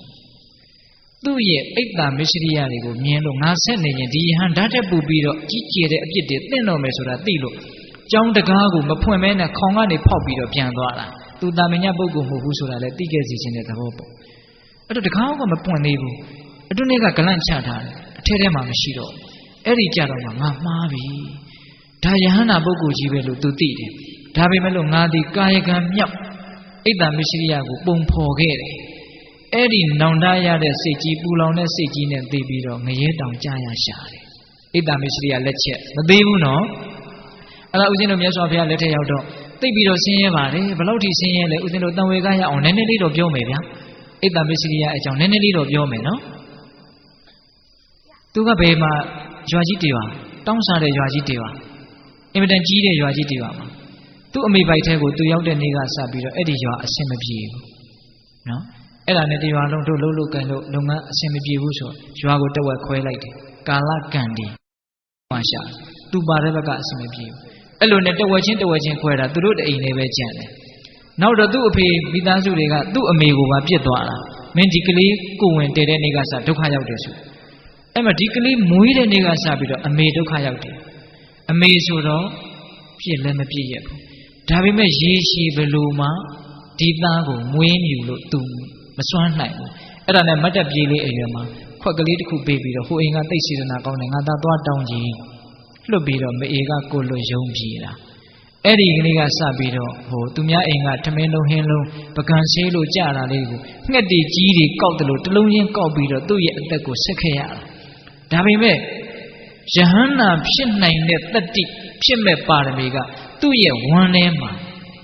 ဟိုအလုံးပိတ်ထားတဲ့အိုးထဲမှာဖျောင်းနိုင်မီလေးထွန်းထားသလိုတလက်လက်ရှိတယ်တဲ့အဲ့ဒါကတော့ရှိတယ်နော်သူ့အပိုင်းနဲ့သူပဲနော်အတွင်းထဲမှာလည်းတိတ်ပြီးတော့စွန့်တဲ့သဘောကရှိနေတယ်အပြင်မှာလည်းပဲတိတ်ပြီးတော့ဆင်းရဲတဲ့သဘောကတော့ရှိနေတယ်ဟိုကံတွေဟာကောင်းတာကကောင်းတယ်လို့မကောင်းတာဟာမကောင်းတယ်လို့တိတိကျကျပဲစီမန်းနေတာဟုတ်လားအဲ့ဒါသူမဝရေစာနဲ့တကယ့်ကိုမြေဖို့ဘလူးလေးလို့အသက်ရှင်ရတယ်နောက်တော့ရှင်သာရိပုတ္တရာကိုရမြတ်ကြီးနဲ့တွေ့တော့အင်မတန်သနာတယ်ရှစ်သားမင်းကိုရင်ဝတ်မလားတ ပြည်တော်ဝတ်ချင်တယ်ဘယ်သူကဝတ်ပင်မှာတော့လိုက်ခဲ့ဆိုပြီးတော့ကိုယ်တိုင်ရေချိုးပေးတယ်ကိုယ်တိုင်သင်္ကန်းဝတ်ပေးတယ်အသက်20ပြည်တော်ရဟန်းခံပေးတယ်တရက်မှဆုံးဝအောင်မစားရဘူးဦးဇင်းတို့အထက်ကရာထဲမှာဖွင့်ထားတယ်ဘီလူဘဝ900တဲ့တဘဝမှာတနက်ပဲသူဝအောင်စားခဲ့ရတယ်အဲ့ဒါဘာလို့ဆိုတော့မိမတယောက်ရဲ့အချင်းကိုသူဝအောင်စားတယ်နော်ခွေးဘဝ900ဆက်ဖြစ်တယ်တဘဝထဲမှာတနက်တည်းပဲဝအောင်စားခဲ့ရတယ်အံဘတ်တွေကိုစားခဲ့ရတာတဲ့အိတ်တံမစ္စရိယရဲ့အပြစ်တွေကိုပိဋကပေါင်းသူတော်ကောင်းတို့တတိထားနိုင်ဖို့နော်ကိုယ်မှရှိနေတဲ့တရားဟာဒီလိုတရားမျိုးပါလားဆိုတာတတိထားဖို့ဟုတ်ရဲ့လားအေးအဲ့ဒါနဲ့ तू ယဟန္တာဖြစ်တယ်ပိဋကယဟန္တာဖြစ်တယ်နော်ယဟန္တာဖြစ်တဲ့ဒီအတွင်းမှာကိလေသာဘာမှမရှိတော့ဘူးမကောင်းမှုဘာမှမရှိတော့ဘူးဒါပေမဲ့လို့နောက်တော့ကဖြစ်ခဲ့တဲ့အိတ်တံမစ္စရိယကဆက်ပြီးတော့အကျိုးပေးနေသေးပဲ तू ဆုံးခံသွားတယ်ဘယ်တော့မှဆုံးဝအောင်စားရယဟန္တာဖြစ်လည်းမဝဘူးပဲသူ့ကိုဆုံးလောင်းမဲ့လူတွေကသပိတ်ထဲမှာပြည်နေတယ်လို့ပဲထင်တာတဲ့အံ့ဩစရာမကောင်းဘူးလားအံ့ဩစရာကောင်းတယ်နော်နောက်တော့ပြိဋိဘံဆံမဲ့နေ့ရှင်သာရိပုတ္တရာကိုလိုမြတ်ကြီးကအင်မတန်တနာတယ်ငါတပည့်ဒီနေ့ပြိဋိဘံဆံတော့မယ်ရှုံးတက်နဲ့မှဝအောင်မစားဘူးဆိုငါရဲ့နောက်ကလိုက်ခဲ့ဆိုတော့ခေါ်သွားတာရှင်သာရိပုတ္တရာကိုလိုမြတ်ကြီးတောင်ဆုံးမရဘူးရှင်သာရိပုတ္တရာရဲ့တကိုးထဲအိတ်တံမစ္စရိယရဲ့တကိုးကပိုးကြီးနေတယ်လို့ထောက်ပြောရမလို့ဖြစ်နေတယ်နင်းဒီကမာကြီးများဟင်ဦးဇင်းကတရားကိုစဉ်းစဉ်းစားစားလေးနားစေချင်တာနော်ဒီကမာကြီးများအေးအဲ့ဒီတော့ရှင်သာရိပုတ္တရာကကဲငါရှင်လိုက်လာရင်တော့ငါပါဆုံးကရမယ်ကဲအဲ့တော့ဟိုဇရက်ပေါ်ကနေထိုင်ဆောင်ငါမင်းအတွက်ဆုံးခံခဲ့မယ်အဲ့ဒါတကားအိမ်ရောက်တော့အဲ့ဒီကျမှဆုံးရတယ်ဆုံးဖုံးပေးကဲငါရဲ့တပည့်ဇရက်ပေါ်မှာရှိတယ်သွားပြီးတော့ဆုံးပို့ချကြအောင်ခံလိုက်တာဆုံးပို့သွားတဲ့လူတွေကမေ့ပြီးတော့သူတို့ပဲစားပြစ်လိုက်တယ်ဗျာအမစားရဘူးအဲ့ဒါရှင်သာရိပုတ္တရာကိုရမြတ်ကြီးကငါရှင်ဆုံးဖုံးပေးပြီလားဒီနေ့တော့မပေးရသေးဘူးဗျာတန်ဝေကအကြီးကျယ်ရတယ်ရှင်သာရိပုတ္တရာနေကြည့်လိုက်တော့မွန်းလွဲသွားပြီအဝကျွေးပါမယ်ဆိုတဲ့နေ့ကြမှာတစည်းမှမစားရတဲ့အဖြစ်မျိုးကိုစိုက်တယ်အဲ့ဒါနဲ့ရှင်သာရိပုတ္တရာမဖြစ်ချေဘူးဆိုပြီးတော့သပိတ်ပိုက်ပြီးတော့ကောသလမင်းကြီးရဲ့နန်းတော်ကိုသွားစတုမတုတွေအလှခံလာတယ်ကြောင်းရောက်တော့ကဲငါရှင်ဖုံးပေးတပိတ်ကိုလက်နဲ့ကင်ထားရတယ်မစားရဘူးဆရာရဲ့ရှေ့ဆိုတော့ဟိုရှက်တဲ့သဘောမျိုးပေါ့စိုးရွံ့တဲ့သဘောမျိုးပေါ့ယဟန္တာဆိုတော့ကိလေသာတော့မရှိတော့ပါဘူးအဲ့တော့ငါရှင်တဲ့စားပါတဲ့ငါတကယ်လို့လက်လွတ်လိုက်ရင်ဟောဒီစတုမတုတွေပျောက်သွားမလားမသိလက်တောင်မလွတ်ရဲဘူးနော်အဲ့ဒီမှာစတုမတုကိုဆရာကင်ထားတဲ့သပိတ်သေးကပဲသူဝါအောင်ဖုံးပြီးအဲ့ဒီတနက်ပဲဝါတယ်တဲ့အဲ့တော့အိတ်တံမစ္စရိယကြောက်ဆရာကောင်းတယ်ကိုယ့်ရဲ့ဘဝကိုမငြိမ်းချမ်းအောင်လုပ်နေတာလည်းဒီအိတ်တံမစ္စရိယတခါတလေစိတ်ဆင်းရဲလာပြီဆိုရင်အမြစ်ကလေးတွေ့အောင်ဒီလိုက်ကြည့်စမ်းပါဘယ်အရင်မြစ်ကနေဒီစိတ်ဆင်းရဲခြင်းဆိုတဲ့ပင်စီတွေအညွန့်ညောင်းတွေတက်လာကြလေများသောအားဖြင့်မနာလိုခြင်းကစတတ်တယ်ဝန်တိုခြင်းကစတတ်တယ်ဟုတ်ရဲ့လားဒါကြောင့်ကိုယ့်ရဲ့ဘဝတကူရေးတဘဝမငြိမ်းချမ်းတာလည်းဒီအိတ်တံမစ္စရိယကိုယ်အိမ်ကြီးမငြိမ်းချမ်းတာလည်းဒီအိတ်တံမစ္စရိယဖြစ်တယ်ကိုရက်ကွက်ကိုမြို့ကိုရွာကိုကဘာကိုစက်ကြဝဠာလို့ပြောကြပါစို့စကားအကြီးကြီးပြောမယ်ဆိုရင်ဟုတ်လားအဲ့တော့တလောကလုံးမငြိမ်းချမ်းနေတာဟာဘာကြောင့်လဲမနာလိုခြင်းဝန်တိုခြင်းတဲ့ဟုတ်လားအေးအဲ့ဒီတန်ရောစဉ်တရားတွေကြောင့်လောကကြီးဟာဆင်းရဲနေတာပူလောင်နေတာရှုပွက်နေတာအဲ့တော့ဒီအထိပိဋကပေါင်းသူတော်ကောင်းတို့သဘောပေါက်ပြီသုတ္တန်ကမဆုံးသေးဘူးနော်ရှေ့ဆက်ဓာတ်တဲ့ပို့ပြီးတော့စိတ်ဝင်စားကြကောင်းတယ်အဲ့ဒီမှာတရားမင်းကဉာဏ်ကြီးတဲ့ပုဂ္ဂိုလ်ဆိုတော့အရှင်ဘုရားတဲ့ဟောဒီလောကမှာရှိတဲ့တတ္တဝါတွေဟာမနာလိုခြင်းဝန်တိုခြင်းကြောင့်ဆင်းရဲနေကြတယ်၊ရံဘေးတွေသင့်နေကြတယ်ဆိုတာတပည့်တော်အပြည့်လက်ခံပါတယ်ထောက်ခံပါတယ်နားလည်ပါပြီတဲ့အဲ့ဒီလိုဆိုရင်တပည့်တော်ဆက်ပြီးတော့မေးပေးရစီအဲ့ဒီလောက်ဆိုးတဲ့မနာလိုခြင်းဝန်တိုခြင်းဆိုတဲ့ဒီတရားစိုးကြီးနှစ်ပါးကဘာကြောင့်ဖြစ်တာလဲတဲ့ဟောသူကဉာဏ်ကြီးတဲ့ပုဂ္ဂိုလ်ဆိုတော့ပို့ပြီးတော့အရင်အမြစ်ကြကြလိုက်ပြီနော်အဲ့ဒါပိဋကပေါင်းသူတော်ကောင်းတို့တရားမင်းကြီးကိုကျေးဇူးတင်တဲ့နဲ့အဲ့ဒီအိတ်တံမစ္စရိယဘာကြောင့်ဖြစ်တယ်လဲဆိုတဲ့အဖြေကိုသိရတော့အိတ်တံမစ္စရိယဘာကြောင့်ဖြစ်တယ်လဲဆိုတာကိုသိခြင်းမဖြစ်ချင်ရင်ရှောင်မယ်ဆိုရင်ရှောင်လို့ရသွားပြီဘာလို့လဲဆိုအကြောင်းကိုနားလည်ရင်အကျိုးကိုမကြိုက်ဘူးဆိုရင်အဲ့ဒီအကြောင်းကိုမဖြစ်အောင်လုပ်ရမှာပေါ့အကြောင်းကိုသိခွင့်ရတော့မယ်အဲ့ဒီမှာမြတ်စွာဘုရားကအိတ်တံမစ္စရိယဆိုတဲ့မနာလိုခြင်းဝန်တိုခြင်းဟာဘာကြောင့်ဖြစ်တယ်လဲဆိုလို့ရှိရင်တဲ့ပိယာပိယနိဒာနံ ရှစ်ချင်းမုံချင်းကြောင့်ဖြစ်တာတဲ့ပိဋကအိတ်တမစ္စရိယဘာကြောင့်ဖြစ်တယ်ရှစ်ချင်းမုံချင်းကြောင့်ဖြစ်တာတဲ့ပိဋကပေါင်းသူတော်ကောင်းတို့ဦးဇင်းတို့တွေမှာကိုချစ်အပ်တဲ့တတ္တဝါသင်္ခါရသက်ရှိသမဲ့တွေရှိတယ်ကိုမုံတဲ့သက်ရှိသမဲ့တွေရှိတယ်အဲ့ဒီချစ်အပ်သောအာယုံမုံအပ်သောအာယုံပိုင်းဆိုင်ရာမှာလည်းရှိတယ်ဒီအတွင်းတန်မှာလည်းချစ်တတ်တဲ့သဘောတရားရှိတယ်မုံတတ်တဲ့သဘောတရားရှိတယ်အဲ့ဒီချစ်ချင်းမုံချင်းဆိုတဲ့တရားတွေဟာမနာလိုခြင်းဝန်တိုခြင်းကိုဖြစ်စေတယ်ဦးဇင်းအကျဉ်းမြင်လေးပဲပြောမယ်ဗျာအကျဉ်းမြင်အဖြစ်မုံရင်မနာလိုဘူးချစ်ရင်ဝန်တိုတယ်နော်မုံရင်မနာလိုတဲ့သဘောဖြစ်တယ်ချစ်ရင်ဝန်တိုတဲ့သဘောဖြစ်တယ်ဒါအကျဉ်းမြင်ပြောတာနော်ချစ်ချင်းကလည်းမနာလိုခြင်းဝန်တိုခြင်းနှစ်ပါးလုံးကိုဖြစ်စေနိုင်တယ်မုံခြင်းကလည်းမနာလိုခြင်းဝန်တိုခြင်းနှစ်ပါးလုံးကိုဖြစ်စေနိုင်တယ်ပိဋကတို့ဉာဏ်ရှိတယ်ကိုချစ်တဲ့ပုဂ္ဂိုလ်နဲ့ပတ်သက်ပြီးတော့မနာလိုခြင်းဝန်တိုခြင်းဘလို့ဖြစ်တယ်လဲကိုစဉ်းစားကိုမုံတဲ့ပုဂ္ဂိုလ်နဲ့ပတ်သက်ပြီးတော့မနာလိုခြင်းဝန်တိုခြင်းဖြစ်နိုင်တယ်ဘလို့ဖြစ်တယ်လဲကိုစဉ်းစားနော်အကျဉ်းမြင်အဖြစ်တော့မုံရင်မနာလိုဘူးဟုတ်တယ်ကိုမုံတဲ့ပုဂ္ဂိုလ်ကိုထက်သားသွားပြီကိုထက်မသားအောင်တောင်မှအရှင်ပြေသွားပြီလို့သိရရင်မနာလိုတဲ့သဘောဖြစ်တယ်ဗျကိုချစ်တဲ့လူနဲ့ပတ်သက်ပြီးတော့လည်းဖြစ်တတ်တယ်ဗျမနာလိုတဲ့သဘောတွေနည်းနည်းလေးတကယ်အဖြစ်ပြက်လေးတစ်ခုပြောပြမယ်မနာလိုခြင်းရဲ့ဆန့်ကျင်ဘက်ကမုဒိတာမနာလိုခြင်းကအင်မတန်ဆိုးတယ်မုဒိတာကဝမ်းမြောက်နိုင်တာကောင်းသွားတာကိုဝမ်းမြောက်နိုင်တာလူတွေဟာတနာဖို့လွယ်တယ်ဝမ်းမြောက်ဖို့ခက်တယ်တခါတော့ကအိမ်နဲ့အိမ်ရှိတယ်တအိမ်ကအင်မတန်ချမ်းသာတယ်တအိမ်ကတိတ်မပြေလေဘူးအဲ့ဒါချမ်းသာတဲ့အိမ်ကဘေးကအိမ်ကိုမပြေလဲတဲ့အိမ်ကိုအင်မတန်တနာတော့အများကြီးကူညီတယ်အစစရရကူညီတယ်ထောက်ပံ့တယ်ပတ်စံကိုဒီတိုင်းကိုပေးတာဟိုအိမ်ကလည်းတိတ်ကျေးဇူးတင်တယ်တို့ကျေးဇူးရှင်ဒီအိမ်ကတိတ်ကျေးဇူးတင်တယ်ဘာဖြစ်ဖြစ်လုပ်ပေးတယ်နောက်တော့ကံအားလျော်ဆိုအဲ့ဒီဆင်းရဲတယ်ဆိုတဲ့အိမ်ကထီကိုအကြီးကျယ်ပေါက်တာဘဝပြောင်းသွားအောင်ပေါက်ပြစ်တာ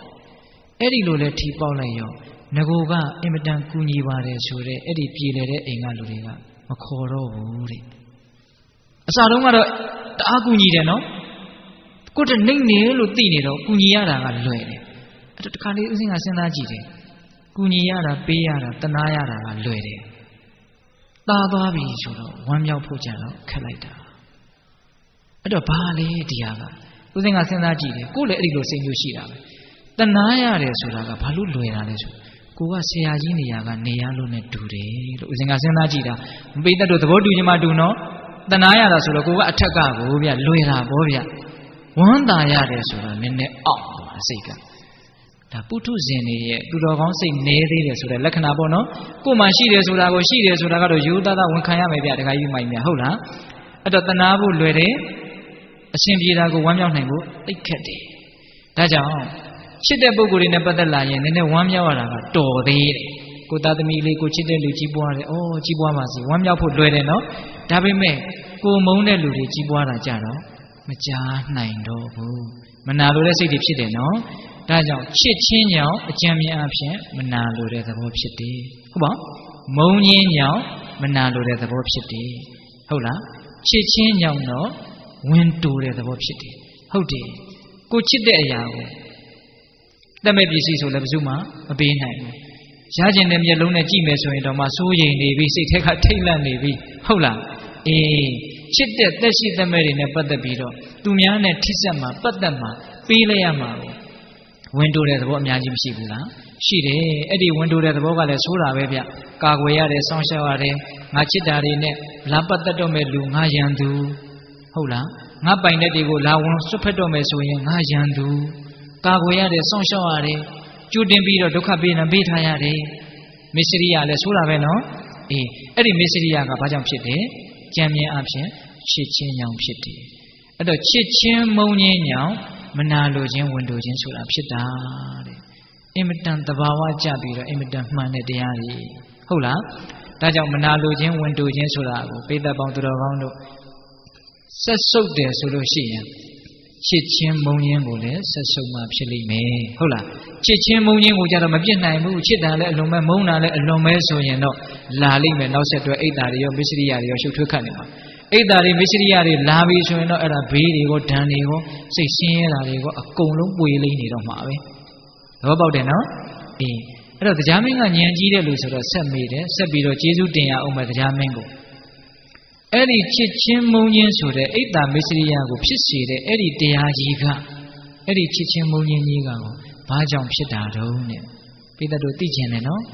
ဟောဒီမျက်နာတွေကိုမြင်လိုက်ရင်ဦးဇင်းကဒီတရားကိုဟောဒီလူတွေတော်တော်စိတ်ဝင်စားနေပြီဆိုတာသိကိုသိတယ်ဝမ်းသာပါတယ်ဗျာပြောရတာပိုစိတ်ဝင်စားတာပေါ့ဟုတ်လားဦးဇင်းလည်းပဲအဲ့ဒီစာကိုဖတ်ခါစားကဟာအင်မတန်သိကျင်တယ်စာရွက်တောင်ကြော်ရရင်ကြော်လိုက်ကျင်တယ်နော်တော်တော်ကိုသိကျင်တယ်ဒီချစ်ချင်းမုန်းချင်းကဘာကြောင့်ဖြစ်တာတုံးအဲ့ဒီမှာမြတ်စွာဘုရားကချစ်ချင်းမုန်းချင်းဟာတဲ့ဘာကြောင့်ဖြစ်လဲဆိုတော့သန္ဓနိဒာနံအလိုဆန္ဒကြောင့်ဖြစ်တာတဲ့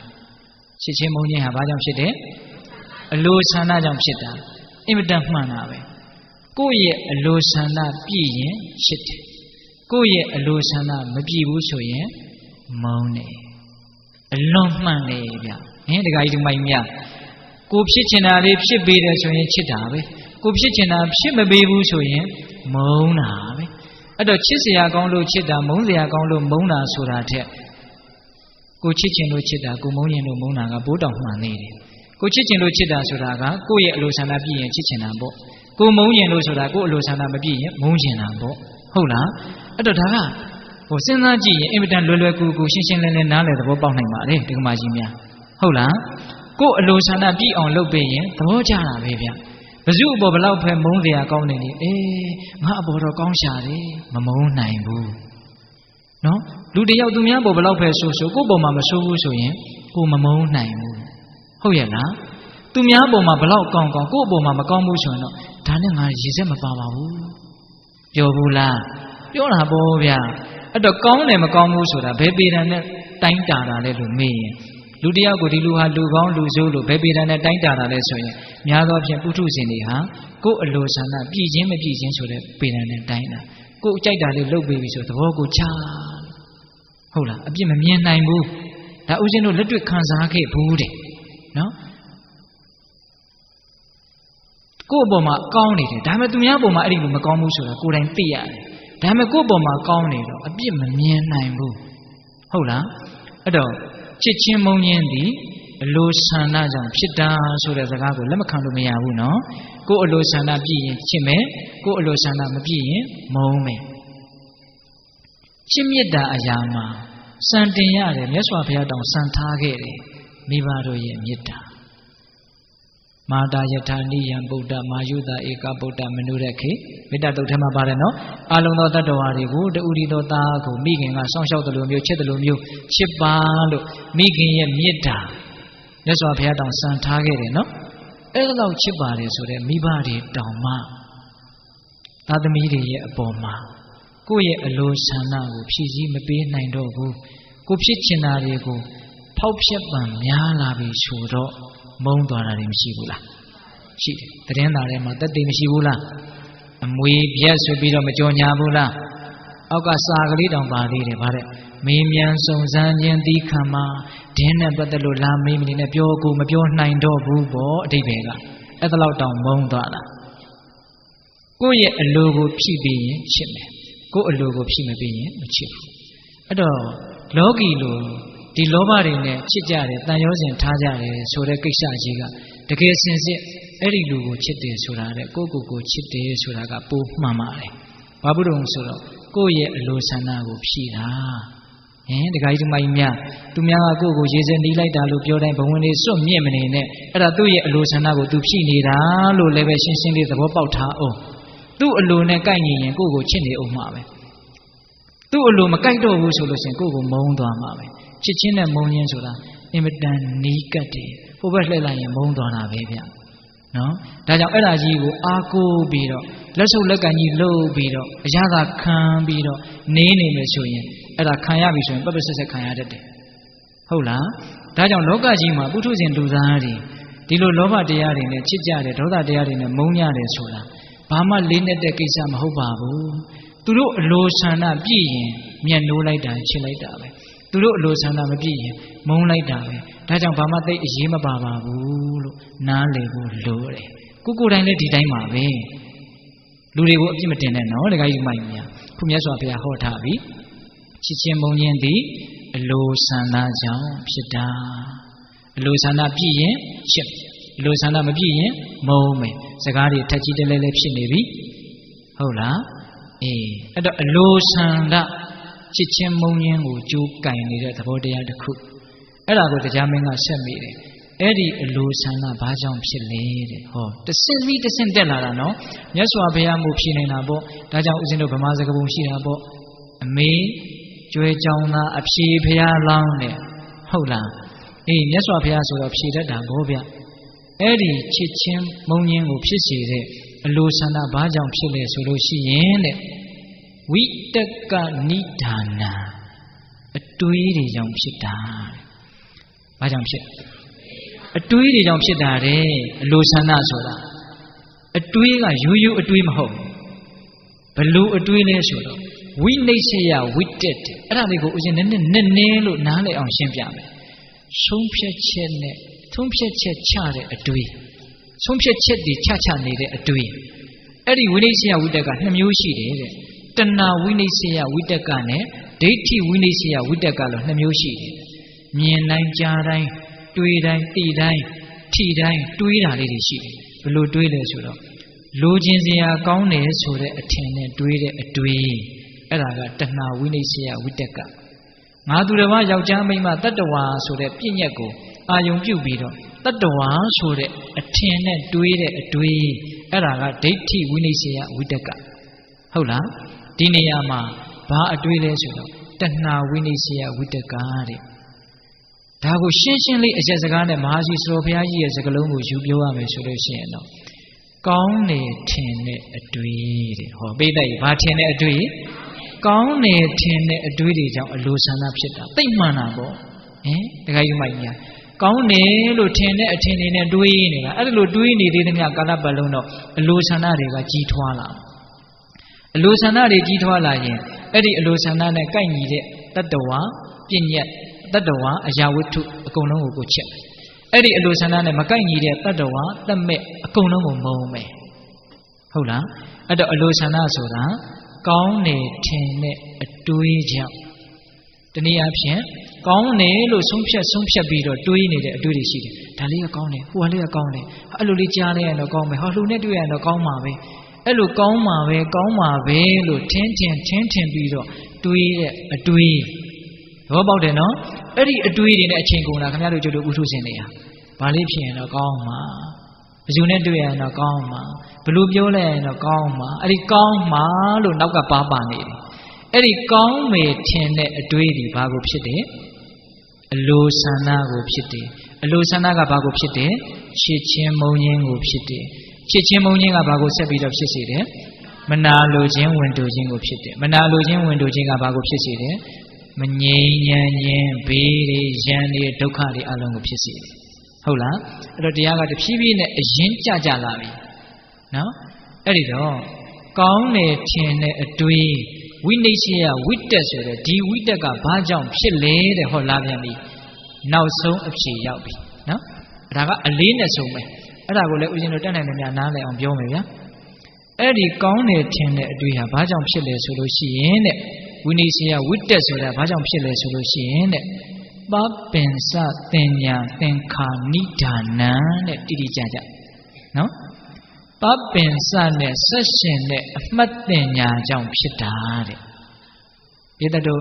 တရားနာသက်ရှင်းနေပါပြီခုဒီတရားနာပိဋကထဲကလက်ရွေးတင်ပိဋကလို့ဥစဉ်ထင်တယ်နော်တကယ့်ကိုနာခြင်းလို့ဒီနာလေးကိုရှာဖူးပြီးနေရာရှာပြီးတော့လာတဲ့လူတွေကြီးပဲဟောဒီလူတွေဟုတ်တယ်မဟုတ်လားအဲ့တော့ပပင်စတရားဆိုတာဘာလဲသိတာပေါ့တဏှာမာနဒိဋ္ဌိပပင်စဆိုတာဘာလဲချက်ထွင်ခြင်းလို့အဓိပ္ပာယ်ရတယ်အကျဲမငြိမ်းွယ်တွေကိုလှုပ်ချင်တာအကျဲကြိုက်တာနော်ကြီးကျယ်ခြင်းတာခမ်းနားခြင်းတာဖြစ်ခြင်းတာပပင်စစာလို့ပြောရရင်တော့တန်လျာကိုချက်ထွင်တယ်ပေါ့နော်အဲ့ဒါဘာလဲလူချင်းမမောတဲ့တဏှာပြီးတော့ငါတကားလို့အထင်ကြီးတစ်လုံးနဲ့ထင်းနေတဲ့မာနတတ္တဝါအတ္တအဲ့ဒါလို့စိတ်ထဲမှာစွဲထင်နေတဲ့ဒိဋ္ဌိတဏှာမာနဒိဋ္ဌိအဲ့ဒီတရားသုံးလုံးကိုပပင်စတရားလို့ခေါ်တယ်ဒုက္ခစက်ဝန်းကြီးကိုကျေတဲ့ကျေအောင်သူတို့ချဲ့တာဟုတ်လားဒ တဖြည်းဖြည်းနဲ့ဒုက္ခဆက်တွေကျင်းပြီးတော့သိပြီးတော့ပျောက်သွားအောင်လုပ်တာမဟုတ်ဘူးအဲ့ဒီဒုက္ခတွေကိုတဖြည်းဖြည်းနဲ့ကြေပြီးတော့အကြီးကြီးဖြစ်အောင်လုပ်တာအဲ့ဒါကိုဘာခေါ်မလဲပပင်စအဲ့ဒီပပင်စဆိုတာကတဏမာနဒိဋ္ဌိအဲ့ဒီတဏမာနဒိဋ္ဌိနဲ့ဆက်ရှင်တဲ့အမှတ်ပညာတဏမာနဒိဋ္ဌိကိုဆိုလိုတာမဟုတ်ဘူးပညာကိုဆိုလိုတာပညာကဒါပေမဲ့ဘာနဲ့ရှင်တာလဲတဏမာနဒိဋ္ဌိနဲ့ရှင်းနေတဲ့ပညာအဲ့တော့ဦးဇင်းတို့ရိုးနားလည်အောင်ပြောရမယ်ဆိုရင်တတန်လျာလုံးကစပြီးတော့လွဲခဲ့မှားခဲ့တဲ့အမှတ်တွေနော်အမှတ်မှားကြီးပေါ့ကောင်းတယ်လို့မှတ်မှားခဲ့တာငါလို့အထင်မှားခဲ့တာမာနရှိစရာထင်တယ်ဆိုအထင်ကြီးတစ်လုံးနဲ့မှားခဲ့တာအမှတ်မှားခဲ့တာတင်ညာအမှားကြီးပေါ့တင်ညာကအမှန်မဟုတ်ဘူးအနိစ္စတင်ညာလို့တင်ညာအမှန်မဟုတ်ဘူးဘာတင်ညာလဲပပင်စနဲ့ဆက်ရှင်တဲ့တင်ညာအဲ့ဒီတင်ညာကြီးကအယိုးဆွဲအောင်ရှိနေတဲ့ဒီထဲမှာနော်ဒါကြောင့်မြင်လိုက်တယ်ကြားလိုက်တယ်သိလိုက်တယ်ထိလိုက်တယ်ဆိုရင်အဲ့ဒီပပင်စနဲ့ရှင်တဲ့တင်ညာကြီးကအထဲထဲမှာသူကနှစ်အလလတန်တရားနဲ့ခြီးပြီးတော့ကိန်းနေတာရှိတယ်လေအဲ့တော့အဲ့ဒါကြီးနဲ့ရှင်ပြီးတော့တွေးမှာပေါ့ဟုတ်လားအဲ့ဒီပပင်စနဲ့ဆက်ရှင်နေတဲ့တင်ညာကြီးရှိတော့တွေးပြီးဆိုတော့ဘယ်လိုတွေးမှာလဲကောင်းတယ်လို့ထင်တဲ့အထင်နဲ့တွေးမှာစောတော်တုန်းကဝိတက်ကိုရောက်သွားတာနော်ဝိနည်းဆရာဝိတက်ကိုရောက်သွားတာနော်အေးကောင်းတယ်ထင်တဲ့အထင်နဲ့တွေးတာအလကားတွေးတာမဟုတ်ဘူးသူ့ရဲ့နောက်ွယ်ကပပင်စနဲ့ရှင်တဲ့အမှတ်ပညာကြီးကစိတ်ဆိုပြီးတော့ခိုင်းနေတာပေါ့ဆိုလိုတာကဟုတ်လားဒါကြောင့်စွန်းလုံးစလို့ကြီးပြောတာကြားဖို့တယ်ဟုတ်လားဟင်မြင်တာကိုသင်ညာဖုံးတော့သင်္ကာမကင်းဖြစ်တတ်တယ်တဲ့နော်မြင်နေတာကြားနေတာရုပ်တည်ဉာဏ်တွေကိုမြင်တာကြားတာပါပဲတကယ်ကအစင်းတွေမြင်တယ်အတန်တွေကြားတယ်သို့တော့သင်ညာကဖုံးလိုက်တဲ့အခါကျတော့ယောက်ျားကိုမြင်တယ်လို့ထင်တယ်မိန်းမကိုမြင်တယ်လို့ထင်တယ်လှတာကိုမြင်တယ်လို့ထင်တယ်အိုတာကိုမြင်တယ်လို့ထင်တယ်ချစ်တဲ့သူကိုမြင်တယ်လို့ထင်တယ်မုန်းတဲ့သူကိုမြင်တယ်လို့ထင်တယ်မြင်တာကတော့အစင်းမြင်တာပဲသို့တော့သင်ညာဖုံးလိုက်တော့အများကြီးရှုပ်သွားတယ်ရှုပ်တာမှအမျိုးအစားဘလောက်လို့မရည်တွက်နိုင်အောင်ကိုရှုပ်သွားတာဒါကအနီလေးဒါကအဖြူလေးဒါကအဝါလေးဒါကငါကြိုက်တာဒါကငါမကြိုက်တာဒါကတော့ဥပိ္ပခာသဘောမျိုးနဲ့အဲ့လိုလေးတွေရှုတာလေးအများကြီးပဲအဲ့ဒါဘယ်သူကခြေလဲနေတာလဲသင်ညာကခြေလဲနေတာဣတိဘာကခြေလဲနေတာသင်ညာကခြေလဲနေတာဒါကြောင့်မြတ်စွာဘုရားကမရိစိကုပမာသင်ညာဆိုတာတန်လျက်နဲ့တူတယ်တဲ့အမှန်အကန်မဟုတ်ဘူးနော်ခင်ဗျားတို့ကျတော့ပုထုဇဉ်တွေရဲ့သင်ညာကအမြဲတမ်းလှည့်စားနေတာဝေဒနာကချက်သင်ညာကလှည့်ဆိုတာအဲ့ဒါပဲသင်ညာကလှည့်စားနေတာမမြဲတာကိုမြဲတယ်လို့ထင်အောင်လှည့်စားတယ်ဆင်းရဲတာကိုချမ်းသာတယ်လို့ထင်အောင်လှည့်စားတယ်အနှစ်မရှိတာကိုအနှစ်ရှိတယ်လို့ထင်အောင်လှည့်စားတယ်အဲ့ဒီတော့တဏှာတွေကဝင်လာပြီးတော့အတွေးတွေမှားချွတ်ချောအဲ့ဒီမှာဇလန်းတွေအကုန်လုံးရှုပ်ကုန်တာဘယ်သူအခြေခံကြရှိနေတယ်လို့မြတ်စွာဘုရားဒီသုတ္တမှာဟောထားလေသင်ညာနော်မှားယွင်းတဲ့အမှတ်သင်ညာဘာနဲ့ဆက်ရှင်နေတယ်တဏှာမာနဒိဋ္ဌိနဲ့ဆက်ရှင်နေတဲ့သင်ညာအဲ့ဒါလို့အမှားယွင်းနေနဲ့ဆက်ရှင်နေတဲ့သင်ညာကြောင့်ဝိတက်ဆိုတဲ့အတွေးမှားတွေဖြစ်တယ်တဏှာဝိနည်းရှိယဝိတက်အတွေးမှားတွေကြောင့်အလိုဆန္ဒတွေဖြစ်တယ်အလိုဆန္ဒတွေကြောင့်ပြည့်ရင်ချစ်မယ်မပြည့်ရင်မုန်းမယ်ချစ်ချင်းမုန်းခြင်းကြောင့်ချစ်ရင်ဝန်တိုမယ်မချစ်ရင်မနာလိုမယ်မနာလိုခြင်းဝန်တိုခြင်းကြောင့်မကောင်းမှုဒုစရိုက်တွေနဲ့တကွဒုက္ခတွေတောကတွေအမျိုးမျိုးအနိဋ္ဌာယုန်တွေလောကကြီးမှာပေါ်ပေါက်လာတယ်တရားကလိပ်ပတ်လည်သွားပြီနော်ဒါပေမဲ့အဖြေကမပြီးသေးဘူးအဲ့ဒီပပင်စသင်ညာဆိုတဲ့ပပင်စနဲ့ဆက်ရှင်တဲ့ပပင်စသင်္ခာနိဒါနံနော်အဲ့ဒီသင်ညာချုပ်အောင်ဘယ်လိုလုပ်ရမလဲဒါကအဓိကတော့ကြကြတဲ့မေခွန်းပဲနော်ချမ်းသာအောင်ဘယ်လိုလုပ်ရမလဲအဲ့ဒါကြတော့ဦးဇင်းကအချိန်နဲ့သိပ်မရှိတော့အကျမ်းမြင့်မဲ့ပြောမယ်ဝေဒနာကမ္မထံကိုမြတ်စွာဘုရားဟောတယ်ဟောတာကသူကဒီပြင်သုတ်တန်နေမှာလို့မြတ်စွာဘုရားအဲ့ဒီသုတ်တန်မှာဟောတာကမတူဘူးဝေဒနာတရားတွေကိုတဲ့သောမနတဝေဒနာကိုလည်းပဲမှီဝဲထိုက်တဲ့သောမနတဝေဒနာမမှီဝဲထိုက်တဲ့သောမနတဝေဒနာလို့နှစ်မျိုးရှိတယ်လို့ငါဟောတယ်တဲ့ဟောနော်ဒေါမနတဝေဒနာကိုလည်းမှီဝဲထိုက်တဲ့ဒေါမနတဝေဒနာနဲ့မမှီဝဲထိုက်တဲ့ဒေါမနတဝေဒနာနှစ်ပါးရှိတယ်လို့ငါဟောတယ်တဲ့ဥပိ္ပခာကိုလည်းပဲမှီဝဲထိုက်မမှီဝဲထိုက်နှစ်ပါးရှိတယ်လို့ငါဟောတယ်တဲ့ဆိုလိုတာကမမှီဝဲထိုက်တဲ့ဝေဒနာတွေကိုမမှီဝဲဘဲနဲ့ မှီဝဲလိုက်တဲ့ဝေဒနာတွေကိုမှီဝဲမယ်ဆိုရင်ပပင်စနဲ့ရှင်တဲ့တင်ညာချုပ်မယ်လို့ပြောတာ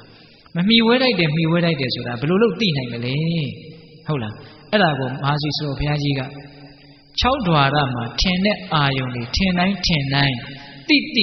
ပြီးတော့ရှုမှတ်ပေးနေမယ်ဆိုရင်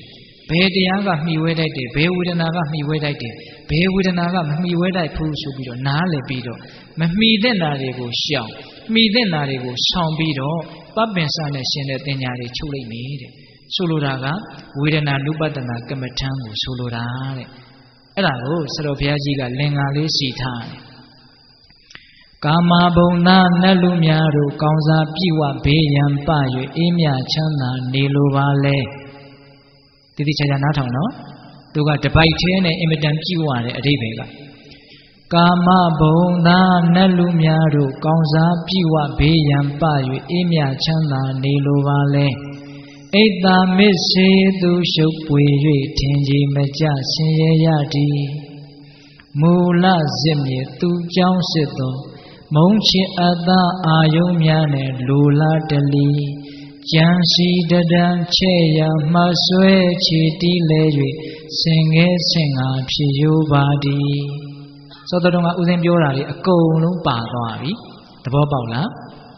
ကာမဘုံသားနတ်လူများတို့ကောင်းစားပြည့်ဝဘေးရန်ပ၍အေးမြချမ်းသာနေလိုပါလေအိတ်တာမစ္စေသူရှုပ်ပွေ၍ထင်ကြီးမကြဆင်းရဲရသည်ရှင်းစရာမလိုအောင်ရှင်းတယ်နော်ဒီအိတ်တာမစ္စေရတွေရှုပ်နေလို့လောကကြီးရှုပ်ပွက်နေတာလို့ပြောတာအိတ်တာမစ္စေသူရှုပ်ပွေ၍ထင်ကြီးမကြဆင်းရဲရသည်မူလစစ်မြေသူကြောင့်စစ်တော်အဲ့ဒီအိတ်တာမစ္စေရဘာကြောင့်ဖြစ်တယ်လဲလို့အကြောင်းတွေကိုရှာလိုက်တော့တဲ့မုံချစ်အသာအာယုံများနဲ့ချစ်ချင်းမုံချင်းပေါ့နော်လိုလားတလီ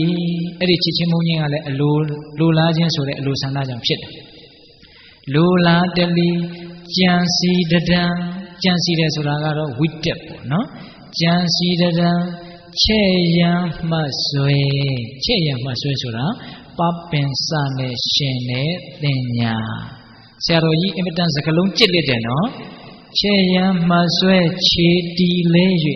အခြေတီလိုက်တာကစားလွဲနေတာတဲ့ကောင်းတယ်နော်စကလုံးနေဟုတ်လားချဲ့ရန်မှဆွဲခြေတီလွဲ၍ဆင်ငယ်ဆင်ငါဖြစ်ရိုးပါသည်6ဖြာတွား၌6ဖြာတွားတာထင်သမျှကိုမှတ်ကြသဖြင့်မမီသင့်ရှောင်မီသင့်ဆောင်၍မှန်အောင်ပြင်မလမ်းမှန်ကြသည်မုတ်ချချမ်းသာရေးပေသည်6ဖြာတွားတာထင်သမျှကိုမှတ်ကြသဖြင့်မမီသင့်ရှောင်မီသင့်ဆောင်၍မှန်အောင်ပြင်မလမ်းမှန်ရမည်မုတ်ချချမ်းသာရေးပေသည်တဲ့အာယုံ6ပါးဒေါရ6ပါးထိခိုက်တိုင်းအတိအမှတ်ပြုတ်ပြီးတော့ပေးရမယ်အဲ့ဒါဆိုလို့ရှိရင်ဘယ်ဝေဒနာခံစားလိုက်တယ်ဘယ်ဝေဒနာမခံစားတတ်ဘူးဘယ်ဟာကရှောင်တဲ့နဲ့ဘယ်ဟာကဆောင်တဲ့နဲ့ဆိုတာကိုယ့်ကိုနားလို့ပြီးတော့လမ်းကြောင်းတွေတဲ့ပြီးတော့ချမ်းသာလိမ့်မယ်တဲ့ဟုတ်လားဒါကြောင့်ဆရာကြီးကရေးတယ်နော်ဖြစ်တိုင်းမပြတ်ရှုမှတ်နေလျင်ယုံနာနှမျိုးကြောင်းကျိုးသိမြင်မမြဲခြင်းရဲ့ဉာဏ်နဲ့ပေါ်လေအနတ္တတိယနိဗ္ဗာန်ဝင်လုပ်ငန်းစဉ်ချမ်းသာကြောင်းလုပ်ငန်းစဉ်ကိုအစအဆုံးအင်မတန်ပြည့်စုံတဲ့လင်္ကာလေးဆိုလိုလဲထံကတိုင်းကြတယ်အနှစ်သာရလည်းအင်မတန်ပြည့်ဝတယ်အမြဲတမ်းဆိုးနေမယ်ဆိုရင်တောင်မှတတိကပ်ပြီးသားဖြစ်လိမ့်မယ်နော်ဖြစ်တိုင်းမပြတ်ရှုမှတ်နေလျင်ယုံနာနှမျိုးကြောင်းကျိုးသိမြင်ဖြစ်တိုင်းထီလို့တော့၎င်းမြင်လို့တော့၎င်းကြားလို့တော့၎င်းတွေးလို့တော့၎င်းခံစားလို့တော့၎င်းဖြစ်လာသမျှတရားတွေကိုဖြစ်တိုင်းအတိအမှတ်ပြုနေမယ်ဆိုလို့ရှိရင်တဲ့ယုံနာနှမျိုးကြောင်းကျိုးသိမြင်ဖြစ်လာတဲ့တရားတွေဟာဖြစ်เสียရှိလို့ဖြစ်တာဘယ်သူဖန်တီးတာမှမဟုတ်အကြောင်းရှိလို့ဖြစ်ပေါ်လာတဲ့အကျိုးတရားမျှပဲလို့သိတယ်တဲ့ယုံနာနှမျိုးကြောင်းကျိုးသိမြင်မမြဲခြင်းရဲ့ဉာဏ်တဲ့ပေါ်လွင်နောက်တော့ဉာဏ်တွေကထက်လာပြီးတော့မမြဲတဲ့သဘောတရားတွေဖြစ်ပေါ်လာပြီးတော့ကွယ်ပြောက်သွားတာကြီးပဲနော်ဆင်းရဲတဲ့သဘောတရားတွေဒီလိုဆင်းရဲနေတာကိုမဆင်းရဲအောင်လည်းတားမရရှိမရပျောက်သွားတာကိုလည်းမပြောက်အောင်ဘယ်သူမှတားမရရှိမရသူသဘောသူဆောင်ပြီးတော့ဖြစ်ပြနေတဲ့အနတ္တသဘောတရားပဲလို့သိလာရင်နောက်ဆုံးနိဗ္ဗာန်ကိုတောင်မျက်မှောက်ပြုနိုင်နေတဲ့မကောင်းဘူးလားတခါကြီးများကောင်းတယ်နော်ဒါကြောင့်မရှိဆိုကြီးက ဖြစ်တိုင်းမပြတ်ရှုမှတ်နေလည်းယုံနာနှမျိုးကြောင်းကျိုးသိမြင်မမြဲရှင်ရဲ့ဉာဏ်နဲ့ပေါ်လဲအနတ္တတိယနိဗ္ဗာန်ဝင်ဒီလမ်းစဉ်လေးတိုင်းလိုက်မယ်ဆိုရင်ပပင်စနဲ့ရှင်တဲ့တင်ညာချုပ်မယ်တဲ့အဲ့ဒီလိုမြတ်စွာဘုရားကမိဝဲတဲ့မမိဝဲတဲ့ဆက်ရှင်ပြီးတော့ဝေဒနာကမ္မထံကိုဟောတော့တရားမင်းသောတာပန်ဖြစ်တယ်သောတာပန်ဖြစ်ပြီးတော့အဲ့ဒီခဏမှာပဲရှုတိပြီးတော့တရားသိတယ်သိပြီးတော့အဲ့ဒီနားတယ်မှာတရားမင်းအသစ်ပြန်ဖြစ်တယ်အဲ့ဒါလို့တရားအဟောင်းအသစ်လဲသွားတာလို့မြတ်စွာဘုရားနဲ့တရားမင်းပဲသိတယ်ကျန်တာဘယ်သူမှမသိဘူးတဲ့တရားမင်းလုံးဝချမ်းသာရရသွားတာပေါ့နော်အဲ့ဒီမှာသူဆက်ပြီးတော့မေးပါသေးတယ်ဟိုပါတိမောက္ခတံဝရသီလပြည့်စုံအောင်ဘယ်လိုလုပ်ရမှာလဲတရားကဟောခြင်းမရှိတော့ဘူးပါတိမောက္ခတံဝရသီလဆိုတာယဟန်နေကျင့်သုံးတဲ့သီလပေါ့နော်အဲ့ဒါပြည့်စုံခြင်းလို့ရှိရင်တဲ့ကိုယ်နဲ့ကျင့်တဲ့ကာယတမစာရနှုတ်နဲ့ပြောတဲ့ဝစီတမစာရအသက်မွေးဝမ်းကြောင်းမှုရှာဖွေရေးဆိုတဲ့ပရိယေတနာဒီသုံးခုမှာမိဝဲတဲ့မမိဝဲတဲ့နှစ်မျိုးစီရှိတယ်လို့ငါဟောတယ်တဲ့ဟောနော်ကာယကံဝစီကံရှာဖွေမှုအဲ့ဒါကိုစင်ကြယ်အောင်လုပ်ရင်ပါတိမောက္ခတံဝရသီလပြည့်စုံနေလို့ဒါအချင်းချုပ်ပြောတာပိဿတို့ကိုအကျေပြောခြင်းမရှိတော့ဘူးနော်နောက်တရားမင်းကဆက်မေးတယ်ဣန္ဒြိယတံဝရသီလပြည့်စုံအောင်ဘယ်လိုလုပ်ရမှာလဲတဲ့တဏှာကြီးကခွဲတော့မှမို့တရားကိုတက်တုတ်ရိုက်နေတာဟုတ်လားဣန္ဒြိယတံဝရသီလပြည့်စုံအောင်ဘယ်လိုလုပ်ရမှာလဲတဲ့ဣန္ဒြိယတံဝရပြည့်စုံခြင်းလို့ရှိရင်တဲ့အစင်းတွေအတန်တွေအနံ့တွေအရသာတွေအတွေ့အထိတွေဓမ္မယုံဆိုတဲ့ဒီအာယုန်တွေနဲ့တွေ့တိုင်းဒီအာယုန်တွေမှာမိဝဲတဲ့မမိဝဲတဲ့နှစ်မျိုးစီရှိတယ်လို့ငါဟောတယ်တဲ့နော်အဲ့ဒါဣန္ဒြိယတံဝရသီလပြည့်စုံခြင်းရဲ့တရားအနှစ်ချုပ်ဣန္ဒြိယတံဝရဆိုတာဣန္ဒြေကိုလုံခြုံအောင်စောင့်စည်းတာဣန္ဒြေဆိုတာဘာလဲမျက်စိနားနှာလျှာကိုယ်စိတ်ဣန္ဒြေကအမျိုးမျိုးရှိရနော်အိဋ္ဌိန္ဒြေပုရိသိန္ဒြေဟောကြားဘူးလားအဲ့ဒါတွေကိုကြားဘူးလားကြားဘူးတယ်နော်တတ္တိန္ဒြေဝိရိယန္ဒြေကြားဘူးလားတရားတရားဣန္ဒြေဆိုတဲ့အဓိပ္ပာယ်ကဘာကိုပြောတာလဲဣန္ဒြေဆိုတာဘာကိုပြောတာလဲအစိုးရတာကိုပြောတာ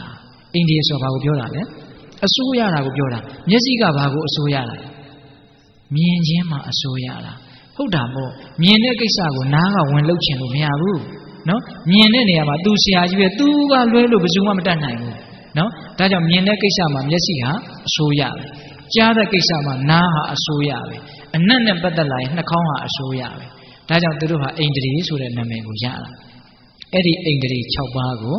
တတိနဲ့ထိမ့်သိမ့်ပြီးတော့မိဝဲတဲ့နာကိုမိဝဲမယ်မမိဝဲတဲ့နာကိုမမိဝဲဘူးဆိုရင်အဲ့ဒါဣန္ဒြိယတံဝရသီလပြည့်စုံနေလို့နေကုန်းချုပ်အဲ့ဒါလို့ဟောတော့ဝမ်းမြောက်ဝမ်းသာနာယူပြီးတော့တရားမင်းတာဝရိနာနတ်ပြည်ကိုတရားအသစ်အဖြစ်ဖြင့်ပြန်သွားတယ်ဆိုပြီးတော့တက္ကပညာတုတ်တန်ဆုံးသွားတာဆုံးရင်လည်းလွယ်လွယ်လေးပဲနော်တရားကတော့ဟုတ်လားအေးဦးဇင်းအခုတရားဟောတာတနာရီတောင်မခွဲသေးပါဘူးဟုတ်လားဒါပေမဲ့ဦးဇင်းကတနာရီ15လောက်မှန်းလာတာအခုပြောရင်းနဲ့နည်းနည်းပြောရတာစိတ်တိုင်းကကြသွားတာဟုတ်လားအဲ့တော့တရားကမဆုံးရင်ပဲဖြစ်နေတယ်ဒကမာကြီးတို့ရဟင်အဲ့တော့ဦးဇင်းအခုပြောခဲ့တာတွေကိုပြန်ပြီးတော့အနှစ်ချုပ်တော့မယ်နော်အေးတရားမင်းမေးတာကတော့အကျမ်းမြင်အဖြစ်ပြဿနာ3ချက်ပေါ့ဟုတ်လားချမ်းသာကြောင်းတရားရဲ့ပါတိမောက္ခတံဝရသီလရဲ့ဣန္ဒြိယတံဝရသီလရဲ့အဲ့ဒါကိုဦးဇင်းတို့က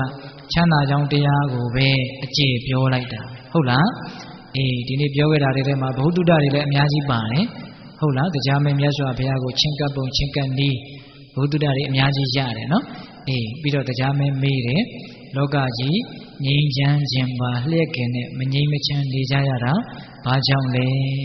ဘာကြောင့်လဲတဲ့ဣဒ္ဓမစ္စရိယတရားကြောင့်အဲ့ဒီဣဒ္ဓမစ္စရိယကဘာကြောင့်ဖြစ်တာလဲချစ်ချင်းမုန်းခြင်းကြောင့်အဲ့ဒီချစ်ချင်းမုန်းခြင်းကဘာကြောင့်ဖြစ်လဲ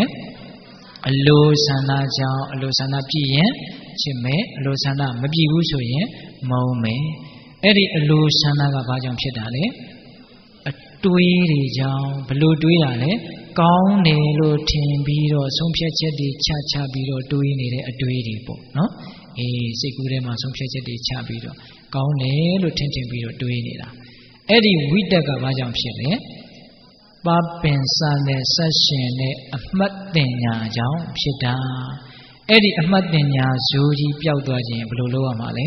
ဝေဒနာနုပတနာကမ္မဋ္ဌာန်းကိုရှင်းပြန်ရမှာခံစားမှုတွေရဲ့သဘောတဘာဝကိုနားလည်အောင်ကြိုးစားရမှာဟုတ်လားဦးဇင်းတို့တဲ့ပြောမယ်ဆိုရင်တော့ ခံစားမှုတွေရဲ့မမြဲတာကိုမမြဲဘူးလို့သိနေဆိုလို့ရှိရင်ကောအဲ့ဒီပပ္ပဆန်းနဲ့ရှင်တဲ့တင်ညာမချုပ်နိုင်ဘူးလားချုပ်နိုင်နေ